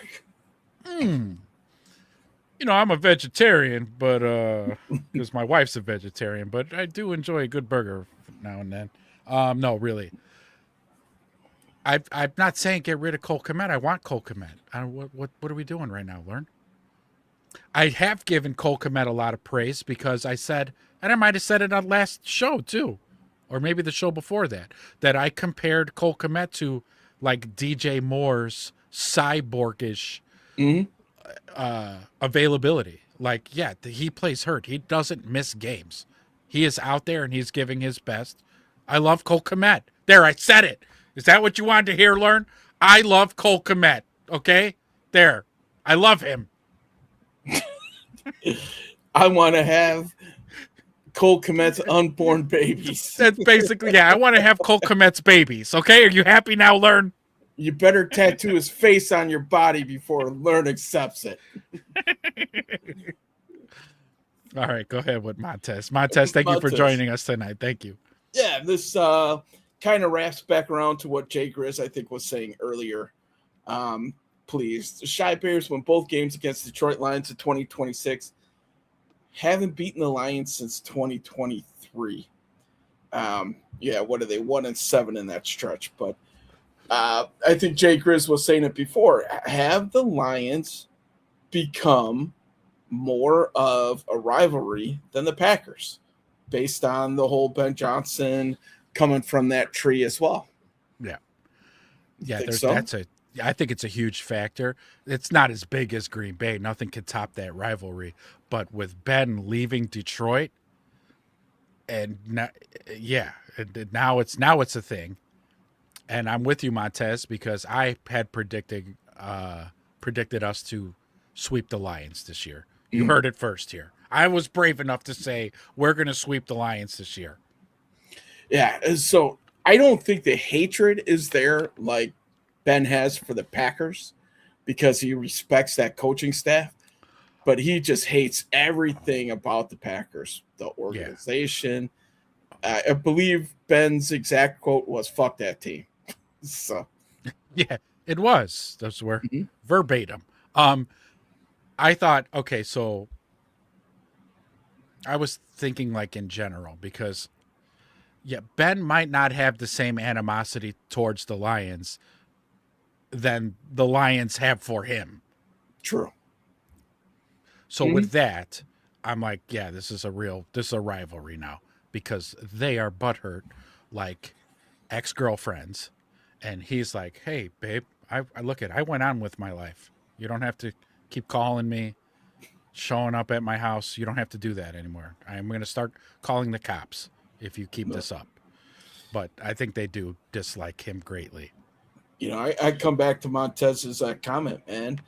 I think now that I reread this, I don't think he believes that the Bears are going to beat the Lions twice because they haven't beaten them since 2023.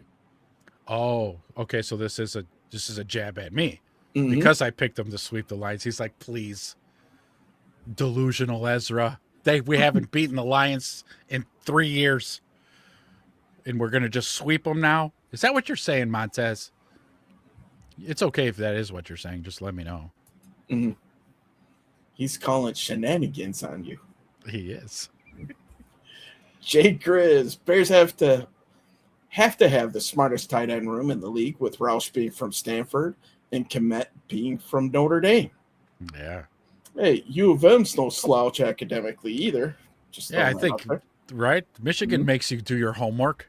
The cheerleaders don't do it for you there, allegedly. Yeah.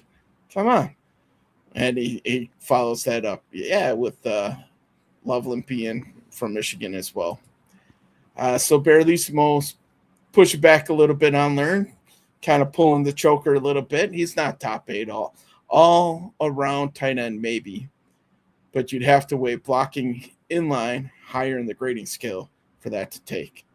And then Barlissimo's calling it the night. Good night, sir. Thank you for joining us. So good night, Barlissimo. Thanks for popping in. Kmet's parents took an L for not spelling Cole's name with a K. Have the double K, and then you run the risk of his middle initial being K. Maybe that's why. Maybe it's like Cole with a C, Christopher Kmet or something. Yeah. And then you just had to avoid the social awkwardness of those initials. So now he's just CK like Calvin Klein. Yeah. Big Hands by Calvin Klein. All right. I'm waiting for a holler back from Montez. You guys, thank you so much for showing up tonight, hanging out. It's been great. We're not hanging up the phone yet. Just saying thanks for coming out. We appreciate it. You know, we're only 20 subscribers away from 300. If you guys are new to the channel and you like talking Bears football, Everything Bears is your show.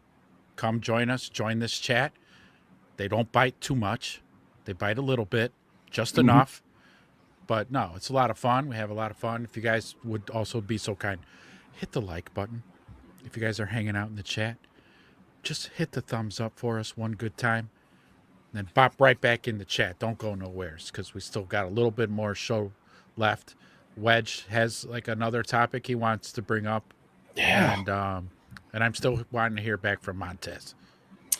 So I don't know if you guys have seen this story about the quarterback coming out of Texas Tech who was basically denied the access to an NFL supplemental draft. He wanted to join the NFL supplemental draft. And the NFL basically came at him like he was a third grader writing his first English paper and told him that he was an idiot and how he made a submission. So the quarterback in question, if you guys don't know, is Brendan Sorsby, a highly touted prospect. He ended up applying to the courts for an extra year of eligibility, but he got himself into a little bit of hot water.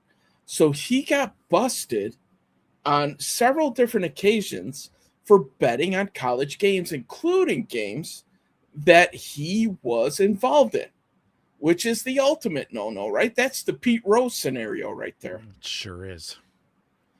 So basically, the NFL just broke this dude off and said, you're an idiot, okay? But they said it a little bit more eloquently than just "you're an idiot." And the excerpt from this is very interesting, man.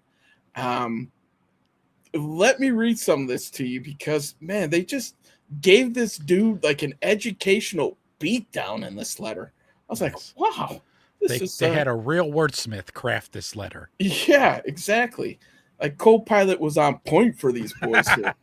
Co-pilot. So it says, all right. So kind of an excerpt from the letter that they gave this kid here. The league does not have the complete record of the NCAA's investigation, and you did not provide any such materials with your petition. The league said in a letter to Sorsby, available information nonetheless indicates that over the course of your collegiate career, you knowingly engaged in repeated and significant violations of NCAA rules designed to preserve the integrity of athletic competition. Reported conduct includes placing wagers on your own team and teammates, and to avoid detection, establishing or funding accounts in the names of intermediaries who place bets on your behalf. There are also reports that you may have violated state criminal law. Your petition does not address these matters, nor does it demonstrate accountability for your conduct or indicate whether or how you would adhere to the league's rules and policy governing the integrity of competition. Instead, even after receiving notice of the NCAA's decision rescinding your college eligibility in May, you sought to avoid the consequences of that determination through litigation rather than accepting responsibility for your actions. And you pursued entry into the NFL only after abandoning those efforts. We encourage you to focus on preparing for possible entry into the NFL through the 2027 NFL annual draft, the league stated in their letter. So basically, a highly educated, go fuck yourself. Yes. Belt to ass. Yes. Nicely. Yeah. But what a moron. Yeah. No, so he didn't show his work, right? That's how I read that. You came up with the math answer and didn't show your work, and the NFL is like, you didn't show your work. Right. No supporting documentation, no apology, no accepting responsibility for getting caught, basically. Yeah. Well, and furthermore, took actions to circumvent accountability. Like, yes. Wow. Oh, man. Yeah. So sit out this whole year while ineligible to play for college. So you're going to be sitting around playing no football. Yep. And maybe we'll see you next draft. Probably not, though, but maybe. Think about it, man. The guy's going to be out of football. So what are his options? Realistically, he better use his degree. If he finished it. You missed the UFL season. That would have been an avenue. So you're going to play UFL next year? Because you're not going to be in the NFL. Because that season's already going to be toast. He would have to in order to stay relevant. Maybe go Canadian League? European League? Yeah, that's what he's looking at. Real quick, Jay Grizz about the stadium and Big Baller about Rome. We'll get there, man. Yeah. We'll come back to that. I'm going to star your comments and come back while we just finish up this kid. Yes, transpired the gambler. Mm-hmm. Yeah, we don't want stupid on the Bears. No. He would. Poles wouldn't even be interested at all. Romy asked what happened. Oh, but he followed. Yeah. He listened. Romy, good evening, sir. Thank you for joining us. Thanks for coming in. Yeah, he shouldn't be allowed into the NFL. I agree with that. Yeah, you can't go full stupid and expect to, again, circumvent rules and integrity. I although the NFL's a little full of shit there. Yeah, but I like the idea of integrity. And a known gambler, this kid had problems in college, and you think he's going to come to the big leagues where it's big money betting, and he ain't going to fuck around? No, you go ahead. Good luck to you, man. Hopefully you finish that communication degree. One of the other stories that I was reading said that he did it when he was involved with 3 different teams. So this wasn't just a one-stop thing. Yeah. He kept freaking doing it. He's Michael Jordan. No, I'm just kidding. Just kidding. At least I'm kidding. Playing in the casinos and not betting on the Bulls. So, right, yeah. Michael Jordan just was a gambler at the golf, at cards, not on betting on his in the NBA. Mm-hmm. Yeah, that's so dumb. Well, you said it best. What was it? Pete. Who did it in baseball? Pete. Rozelle? Pete Rose. Pete Rose. Gave him the lifetime ban. Mm-hmm. Yeah. Jay Gris says, do I trust Sorsby or think he should be allowed to play in the NFL? No. No way, no how. But I was listening to ESPN 1000 this morning, and Cap and J Hood and Shay Norlands made a case that it's kind of oxymoron. So I'm guessing the oxymoron thing here is the fact that the NFL has gotten in bed with all these DraftKings and gambling and everything else and are supporting it. That's where the oxymoron comes in. Now, if the NFL isn't big enough or doesn't have the balls to do it, the owners should. What better way to send a message? It's not anybody who's in the NFL. Right. So you're not going to blacklist somebody who's already made it. You take this kid, you make him an example. But as we know, the NFL owners only look at one thing, and that's the bottom line. They don't give a shit about anything else. Think of the Ray Rices and how many other smoking gun Ray, right? The soon to be Josh Jacobs. Yeah. If they can, Kevin Hardy from the Cowboys, if they can help your football team, these guys will sell their soul and, just dunk their moral compass to the bottom of the ocean to get these guys on their team. Yeah. Agreed. Big Mike says he should get a job with DraftKings. That's probably his best option, really. Jay Gris says, hell, some NFL stadiums are named after gambling sites. Yeah, it's just the facts. So, yeah, they make a lot of money off of gambling, but I don't think it's so oxymoronish that they're disciplining the kid for gambling like that, because I think what Wedge just said. It's not like the kid was gambling on World Baseball. Soccer. Yeah. He was betting on fucking games that he's in. And that's a huge problem. They busted NBA players for also partaking in point shaving with gambling in games that they were in. Hell, they busted refs for doing it. Refs too. Even worse. So, yeah, me personally, I like to think I don't want the kid in the NFL. I don't give a shit. Like, I'm really sorry, but you made bad choices. Bad choices have consequences. Being in the NFL should be a privilege. A lot of these guys have to do their best to maintain their professionalism outside of the game, and you chose multiple times to not. And so that's it. Sorry, kiddo.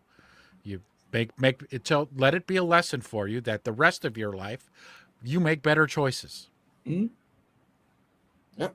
Listen, this guy, even if he does have a shot at the NFL, he just made this thing 100 times harder than what it was going to be if he came out of college and declared this year. Even if they had the gambling things, let's be honest, hot prospect would have been swept under the rug after the draft. Yes. Now that he's going to miss a year and he's out of everybody's eye for the year, it has now become infinitely harder for him to be able to get in. Yeah. Not saying that he can't, but it's going to be really tough because once you're out of sight, out of mind, right? Yeah, super tough. Ooh, all right. Is that all we got to say on this kid? Mm-hmm. Yeah, I just thought the way that the NFL just gave him that verbal beatdown, that was like, I was shocked to see that. It's beautiful. Poetic. Let's say, Jay Grizz, I hate to bring it up, but here we go. Mm-hmm. Do you think it's safe to say that Hammond is out as an option for a new stadium? We heard a lot of rumblings today, didn't we? There were some rumblings today. The back channel politics are alive and well. Let's put it like that. Chad, welcome. He has a comment on Sorsby before we get too far into it. Let Sorsby play. I don't give two flying Fs about the alleged righteousness the NFL is displaying. Players, coaches, officials, umps have been fixing games for decades. It's the script, right? Wow. That's what we're saying. You're a scripter, Chad? Join me on my conspiracy shows. Mm-hmm. Because I was saying that, wasn't I saying that during the off season? Mm-hmm. Like the refs and with the Bears tax and all that being a thing, where now all of a sudden it's like, oh my God, it makes sense now. These phantom calls that they're calling on the Bears they're trying their best to sway games and favor the odds makers. And that the light bulb had gone off. So I feel you, Chad. I feel you. Yeah, this back channel politicking, we knew it was going to happen. What I'm surprised about is that they let it get out without calling the special session. And maybe that's why it got out, right? Because they didn't call it. Everybody was expecting them to hurry this thing along. So somebody magically leaked this back channel politicking that something is getting done. Yeah. Now all of a sudden they're being a little more active. Mm-hmm. Yeah. Wait a minute. We'll see. And I think too, when I was listening to a good podcast, Take the North with Dan Wiederer and Mark Grody, very good podcast. If you guys don't listen to them, give them a shout. Give them a listen. Anyways, we could be hearing news as early as tomorrow about this. So interesting. Okay. Keep your ears to the streets, to the Twitter streets tomorrow. Okay. Yeah. Big Baller saying, if he got a good apology, let him play. That's the thing. He had zero apology. Right. And the NFL said, you didn't apologize. You're out. Right. And that's kind of basic, like, I don't know. Didn't your folks teach you that when you were a kid? You know, if you made a mistake, you accept responsibility. You hold yourself accountable. You're on a national stage doing national things, then yes, you go on the national stage and go, I'm sorry. Yeah. Like I fucked up. I made bad choices and I got help. I'm seeking Jesus. Mm-hmm. Can I play in the NFL now? And they'd be like, yeah, cool. Like, we'll sweep that under the rug. You did all the steps. But the fact that you just, like you see, he navigated all around holding himself accountable at all, and then did things like you said, didn't declare because he didn't know what the status of the allegations were, what they were going to go to, and then at the last minute, okay, I want in. No, it doesn't work like that. Yeah. Where did he think they were going to have a supplemental draft for him? Is that what he was thinking? I don't know what he was thinking. That's what they were pining for. Yeah, get the hell out of here. You're not. Maybe if you were like the next Andrew Luck, maybe. But was he that? No, not quite that prospect. Chat's coming in. Not a scripter, man. Just stating facts.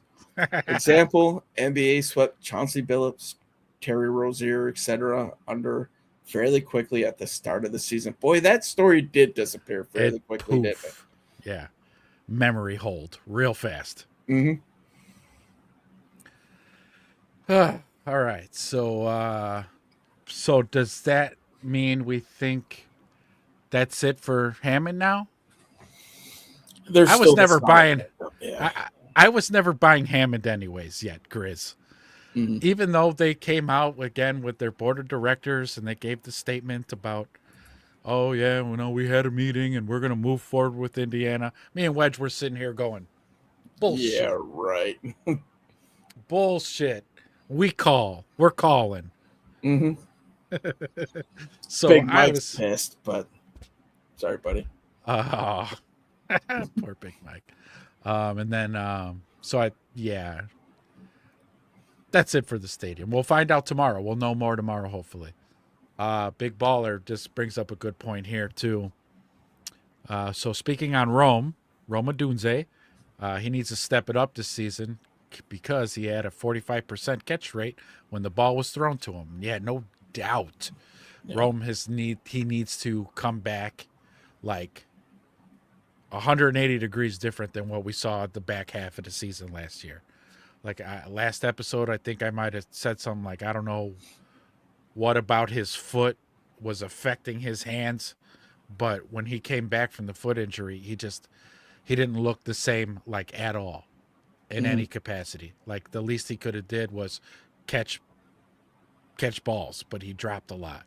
So Big Baller, I have to agree with you. Yes, Rome needs to step it up. I think he's gonna.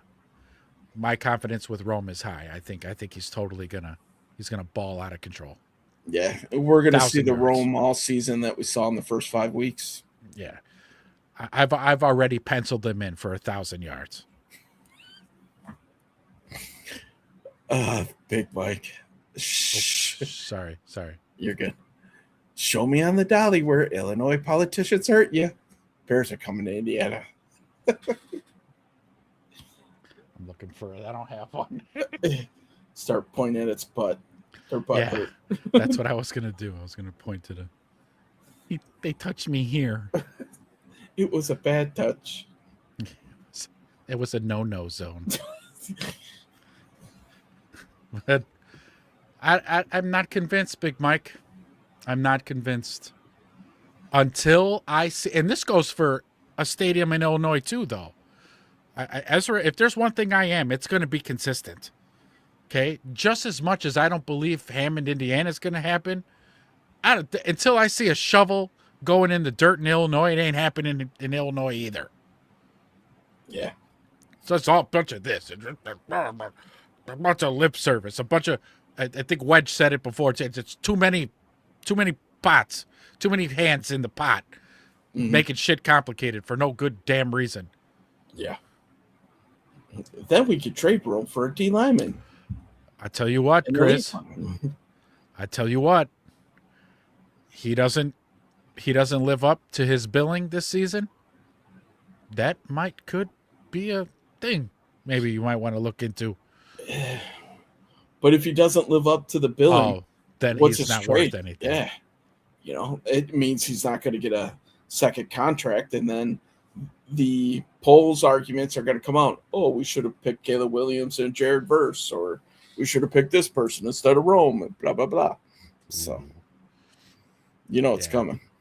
It would. Yes, that would totally be a thing. But I've got the blinders on now. I'm in denial. It's not going to happen. Rome's going to be the best Rome you've ever seen. It's the best Rome. It's going to be catching balls. You're going to say he catches the ball so beautiful. It's the best hands in the NFL. He's going to have he's going to come back. He's going to ball out of control. You'll see. You'll see it. Again, those first 3-4 weeks of Rome, we're going to see that all season. Yeah. From your lips to whoever you believe's ears, my man. Look at, even though that ball's going to be like, Caleb's going to be like a poker dealer at the poker table. It's just going to be like, pew, pew, pew, pew, pew, pew, pew, pew, like a point guard, dropping dimes. The only thing is I think who brought it up last show, because I thought it was a very good point too. Like, the thing that would worry me about Caleb trying to get to 5,000 yards, or like let's just say mid 4,000, is the damn run game. What if we have 2,000-yard running backs? It's going to be a bit tougher to get to the upper 4,000 yards for Caleb.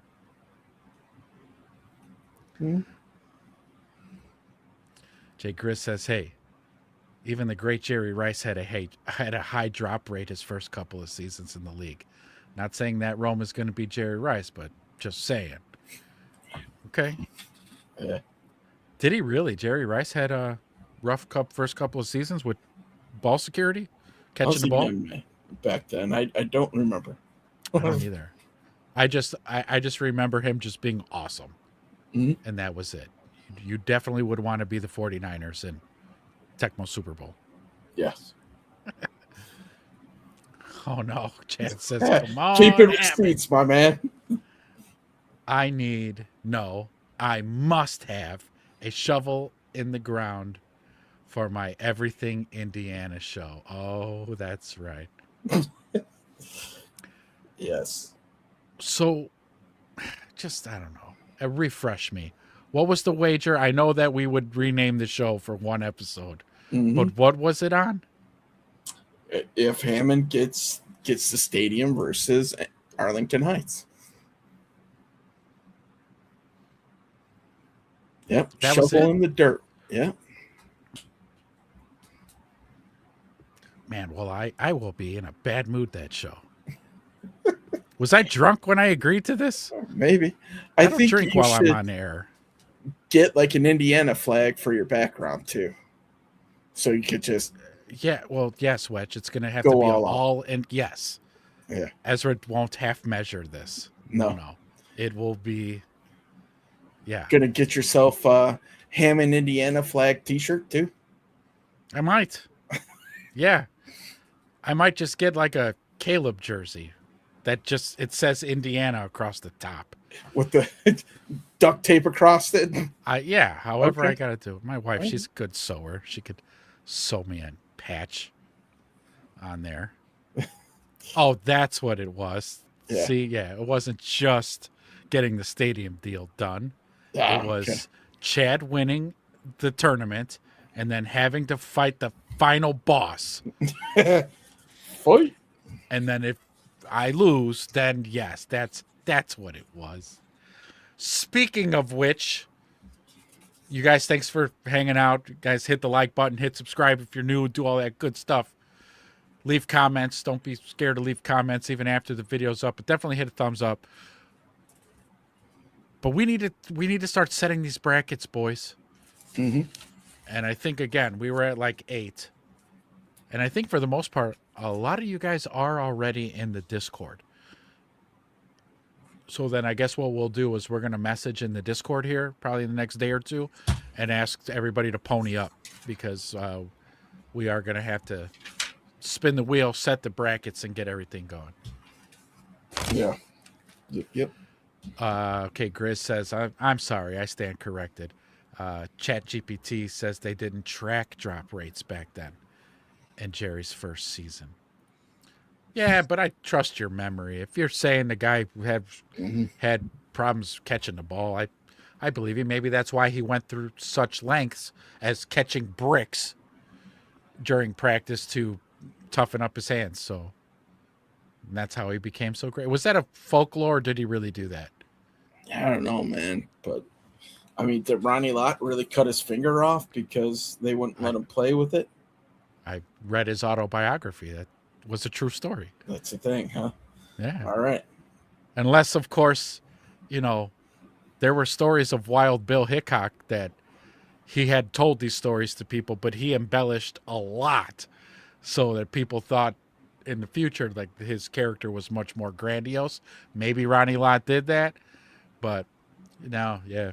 I think I was like in 8th grade, because Ronnie Lott was like one of my favorite players ever. And my dad bought me his autobiography, so I had read it a couple times. It was good.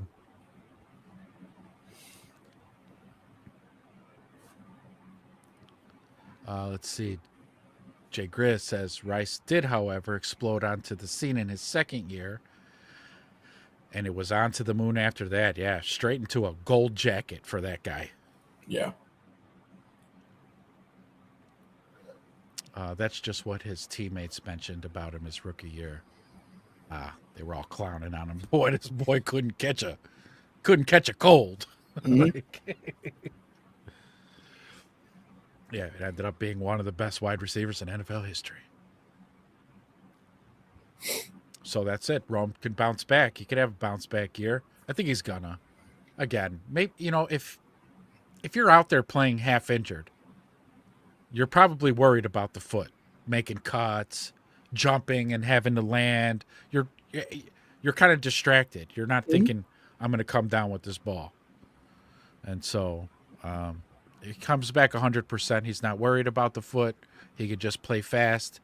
He'll be right back to it. No worries with Rome. No worries. Yeah, I'm not worried about Rome either. I think he's going to be just fine. Yeah. I mean, even if, again, Luther Burden's going to be, getting his fair share of targets, he's going to be on the field an awful lot. Mm-hmm.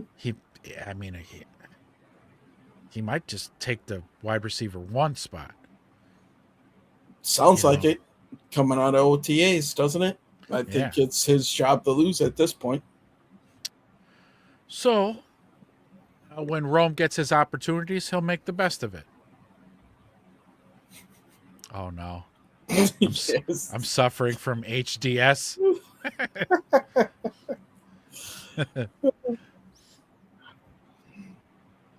I might be. Yeah. Well, listen, guys, as we start winding down the show here, I'm just going to give you guys a heads up. The Wedge is going to be gone for a little bit, man, going on vacation. So, Chad, while you're on here, buddy, we need you on deck. So, I'll be reaching out to you here. We're calling in the lefty. Yeah, calling in the reliever here, buddy. So, hopefully we could get Chad, if he has some availability on, to fill the seat. It's a small seat to fill, Chad. No worries. So, hit up Wedge. Mm-hmm. Hit up Wedge when you can. We need a sit-in on Sunday morning show. Yeah. And if there's somebody else for Wednesday, I'll tell you what, man, I'll send you pictures of all the fish I'm catching. So you can put that up in the background. So we're definitely going to share your pictures of fish that you're catching while you're on vacation. That's for sure. It's just, could I carry a show by myself? Sure. But shit's going to get, I'm going to be like the equivalent of Mark Carman. You guys watch CHGO when it's just Mark Carman? That's what you're going to get here. We're going to be all over the map. Will we talk Bears? Hell yeah, we're going to talk Bears. But I don't know. Where do aliens factor into Bears? I don't know, but I'll find a way. Let's see. Speaking of wide receivers, rank these Bears wide receivers. Galt, Conway, Marshall. Who's the best of all time? Ooh. Well, I mean, statistically speaking, for me, I would probably go Marshall, Galt, Conway. Yeah. Yeah. So, I mean, Brandon Marshall, especially with Jay Cutler, man, those guys were a tandem now. Yeah. What if you took Conway out and put like Alshon Jeffries in there? That makes it a little bit tougher. I would take Conway out and put in Marty Booker. Marty Booker? Okay. What about Marcus Robinson? There could, Oh, Allen Robinson? Allen, sorry. Yeah, I said Marcus, didn't I? So, I mean, he was Allen kind Robinson. of a little bit of short flash in the pan, but he was dominant. He had his time. Should we throw Tommy Waddle in there? Should we throw Tommy Waddle in there? Yeah. Wendell Davis. Old no knees. Man, oh man. Now you're talking. Yeah. But the way Wedge said it, I have nothing to add to that. Wedge nailed it there. Looks like Jay Grizz agrees with us here too. Oh yeah, Marshall, Galt, Conway, you got it. Mm-hmm. Let's see. Grizz says, I feel like Rome can produce a solid season for us. Something like what Marcus Robinson, you with the Marcus. Is it me? Did we have a Marcus Robinson?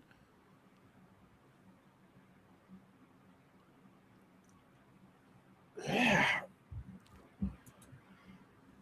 Well, one way to find out. I thought I was right, but Chad says, okay, it's possible, but big shoes to fill. Big shoes to fill. Big Mike says Ezra's going to lose the show in 3 minutes. Whole show's going to be a palate cleanser. I didn't think of that. Big Mike. Yeah, Jay Chris says, yeah, number 88 with Cade McNown.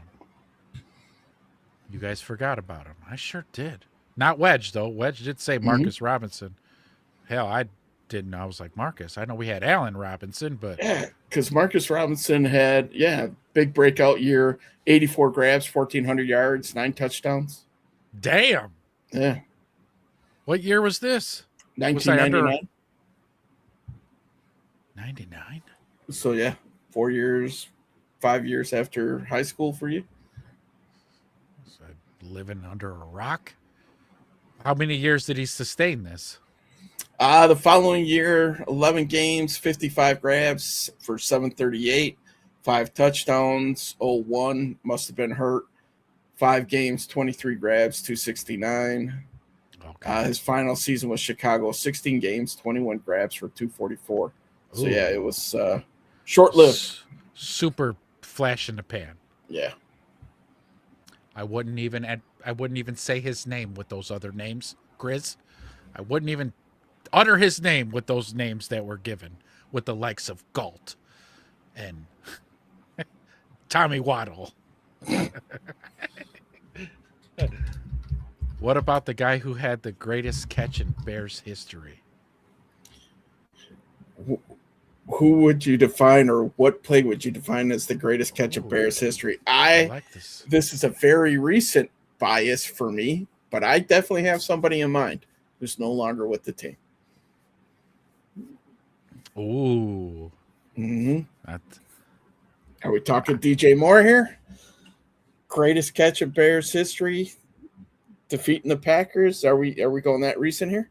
Yo, that might could be. Me and Big Baller are on the same page here. Chris, like, I know I wouldn't either. So wow. Yeah, I'm just trying to scan the files. You can't top that one. You can't. You talk about just degree of difficulty. I mean, from the throw itself, I mean, he really airballed that and dropped it in a bucket. And DJ had that defender literally blanketed all over his ass. And to have that just right in his man. The significance of it, obviously, a walk-off home run to finish the game. Winner, yeah, that's got to be the best one in Bears history. Yeah, because the Super Bowl wasn't that close. No. Nothing, No. overly amazing offensively in that game. Bears, the defense was completely dominant. Oh, yeah. That's it. Is that that's the Bears all-time greatest? Because, I'm trying to think of maybe some other ones. Did Brandon Marshall, did Marty Booker have one? You know what I mean? Like some crazy, spectacular kind of catch. Well, B. Marsh, I remember he had a breakout game. And I want to say it was a playoff game. Maybe not, where he caught 4 TDs. Where he just went freaking bonkers. But that's not the greatest catch. The greatest catch, right. Johnny Knox, maybe? If he didn't get hurt, man, I think Johnny Knox he would have been up there. His arrow was pointing way, way, way, way up. Yeah. And then, golly, I don't even want to think about it. That was gruesome. I'm just glad he's alive. I thought he was dead. I thought he was dead when I saw that. I was like, that's it. He's dead. We just saw a murder on NFL TV. We just saw it. Man, it was terrible. Gav, what's up, man? What's up, Gav? I don't think Brandon Marshall's game was in the playoffs, but it was late season. December 2nd, 2012, Bears versus Seahawks. Brandon Marshall goes for 4 TDs. So considered the all-time greatest game by a Bears receiver. All right. His stat line that day, 10 grabs, 165 yards, 4 touchdowns, 16.5 yards per catch. The only 4 TD receiving game in Bears history. Yeah. Filthy. He had a filthy game. Mm-hmm. So that's the best game a Bears receiver ever had. But I bet none of those 4 touchdowns he grabbed was as spectacular as DJ's. I do remember he had a ridiculous one in there for a touchdown, but not to the extent of what DJ's was. Is DJ one of the top 3 Bear receivers all time? Now, you're talking stat-wise or just like contribution-wise?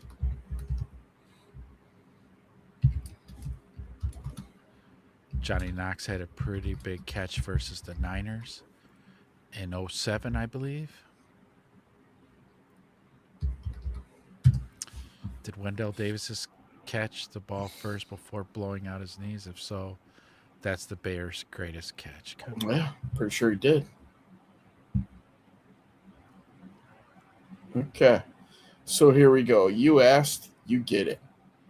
Top 3 all-time statistical wide receivers in Bears history. It's not great, man. Our quarterback and receiver play in Chicago has been abysmal, but let's hear it. So number 1, Johnny Morris.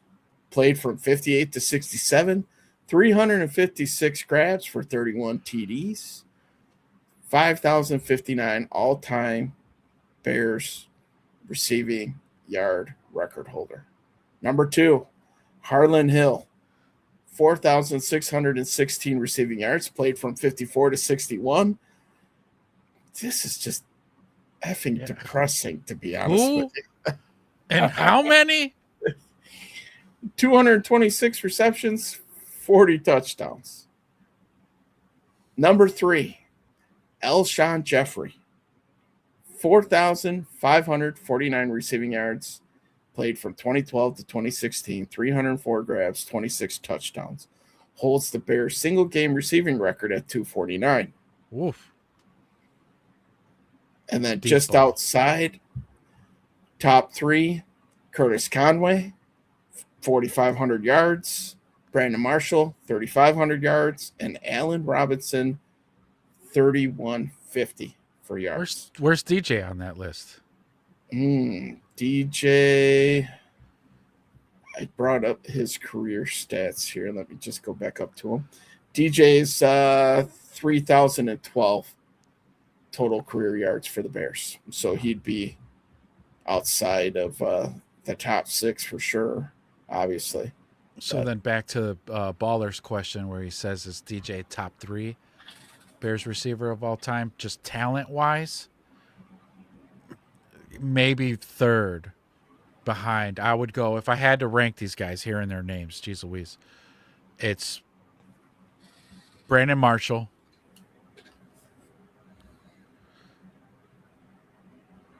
Alshon Jeffrey, and then maybe DJ. Just talent-wise, not going off stats, just size, athleticism, hands. But DJ is a beast, though. DJ really, when he wanted to be a beast, that man was a beast. Also, some sort of android or cyborg. How many times would we see him over the last few years that we've had him? When he makes a big catch, he gets tackled real awkwardly, and it kind of looks like he might have broke his ankle or his knee, and he lays there, and you're like, oh, no, God damn it, DJ's down. But then, like, 2 plays later, he's back on the field like nothing ever happened. I was like, oh, man. Like, DJ's amazing. Yeah. Let's see. Jay Grizz, newsflash. Breaking news. Lions DB Terrion Arnold could be facing life in prison. For what, Grizz? What did he do? Let me guess. It involved a Lamborghini. Don Edwards. Yo, go Bears. Don, thank you for joining us. Thanks for joining us. Thank you. And absolutely, go Bears. Yes, sir. Go Bears. Jay Grizz is like, yo, Don, bear down. Yeah. So Big Mike saying only one legend. Oh, my God. I got it. Not once, but twice. We're fighting over the comments. Only one legend in Chicago with 4 touchdowns, and it ain't Marshall. I mean, are we going to talk about Gale Sayers' 6-touchdown rookie record? Ooh. But I'm thinking I put myself in my best Indiana mindset, and I'm thinking we're talking about Walter Payton. Yeah. Where he set the single-game rushing record at that point in time at 275 that held up for quite a while. Yeah. And those are running backs. We're on wide receivers right now. Mm-hmm. But let me know, Big Mike, is that who you're thinking? Gale Sayers, to be fair, his 6 total touchdowns, 4 of them were rushing, 1 receiving, and 1 punt return. Yeah. Well, he was all over the field. So Grizz says, so 4 counts of kidnapping and robbery for Arnold in Tampa. Those fucking Alabama guys, I'm pretty sure Arnold was an Alabama guy. In Florida, too. See, it's too damn hot down there. That's what I've been saying. Nobody wants to listen to me. Florida is too damn hot. That's why they're all miserable. Move out of Florida. It's too fucking hot. It doesn't need to be 96 degrees with 96% humidity. It doesn't need to feel like that.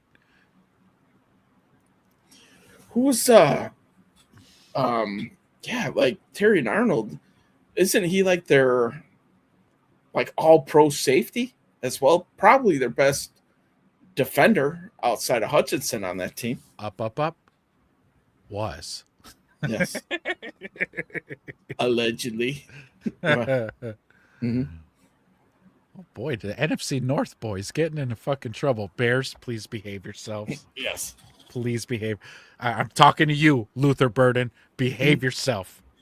Dan Campbell before everybody leaves for OTAs. Okay, guys, don't do anything stupid. We're only 6 weeks away from the season. Don't go do any kidnapping or anything. I'm looking at you, Arnold. Yeah, kidnapping and robbery. Yeah. Holy hell. Big Mike says Bundy. Who's Bundy?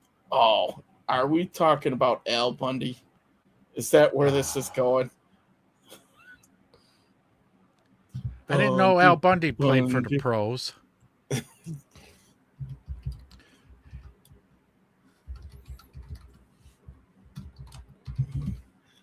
Love and marriage. Yeah, Al Bundy scored his legendary 4 touchdowns in a single game during the 1966 City Championships while playing as an all-city fullback for Chicago's Polk High School. Facing a 3-touchdown deficit, he led a miraculous comeback to defeat Andrew Johnson High School. Snap. Thank you, Big Mike. Al Bundy. Don Edwards says, okay, let's get it. New Chicago Bears show. Let's hit the subscribe button. Subscribe. Thank you so much for subscribing. Thank you. We have like this little baby push to 300. We've been floating around 280. And, man, we appreciate everybody showing up. Again, we do all the comments. We enjoy the comments. It really does. Like, we get rolling. Man, this chat room gets off the chain sometimes. So thank you for joining us, Don, and come back whenever you want. Mm-hmm. We go live Wednesday nights, Sunday mornings, like clockwork, and we will continue to. Going forward, yeah. Going forward. But, yeah, no, we appreciate you coming in, stopping by, man. It's been great. It was a good show tonight. I will set up chapters in this video, so if you guys showed up late and you wanted to see that rundown of Ben's path of destruction last season, we broke it all down, chronological order. Like I said, I'll chapter it all out. So when you guys come back tomorrow, you'll have nice chapters to follow along. But I don't know. That's about it for tonight, boys, I think. Yeah, sounds good, man. I will miss you guys over the next week, but the Wedge needs to go recharge the old battery. Going up north there, hey. to the North Woods. Going to enjoy some fishing, relaxation. Can't wait. But I will be back a week from Sunday. There we go. Hopefully with a great sunglass tan and everything. Oh, yeah. That's right. You are. You're going to have that. Mm-hmm.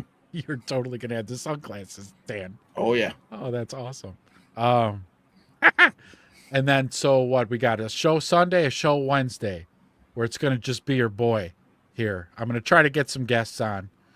We'll try to work out something, but don't worry. We're still going to have a show. It's still going to be a lot of fun. And we'll have things for us to discuss and debate about. So thank you so much, Don. Thank you so much. Yep. Jay Grizz just got in the Discord. Yeah, baby. Mm-hmm. Don, in case you haven't seen it, we are getting ready to run a game show. Are you smarter than a Packers fan? So check out the links below.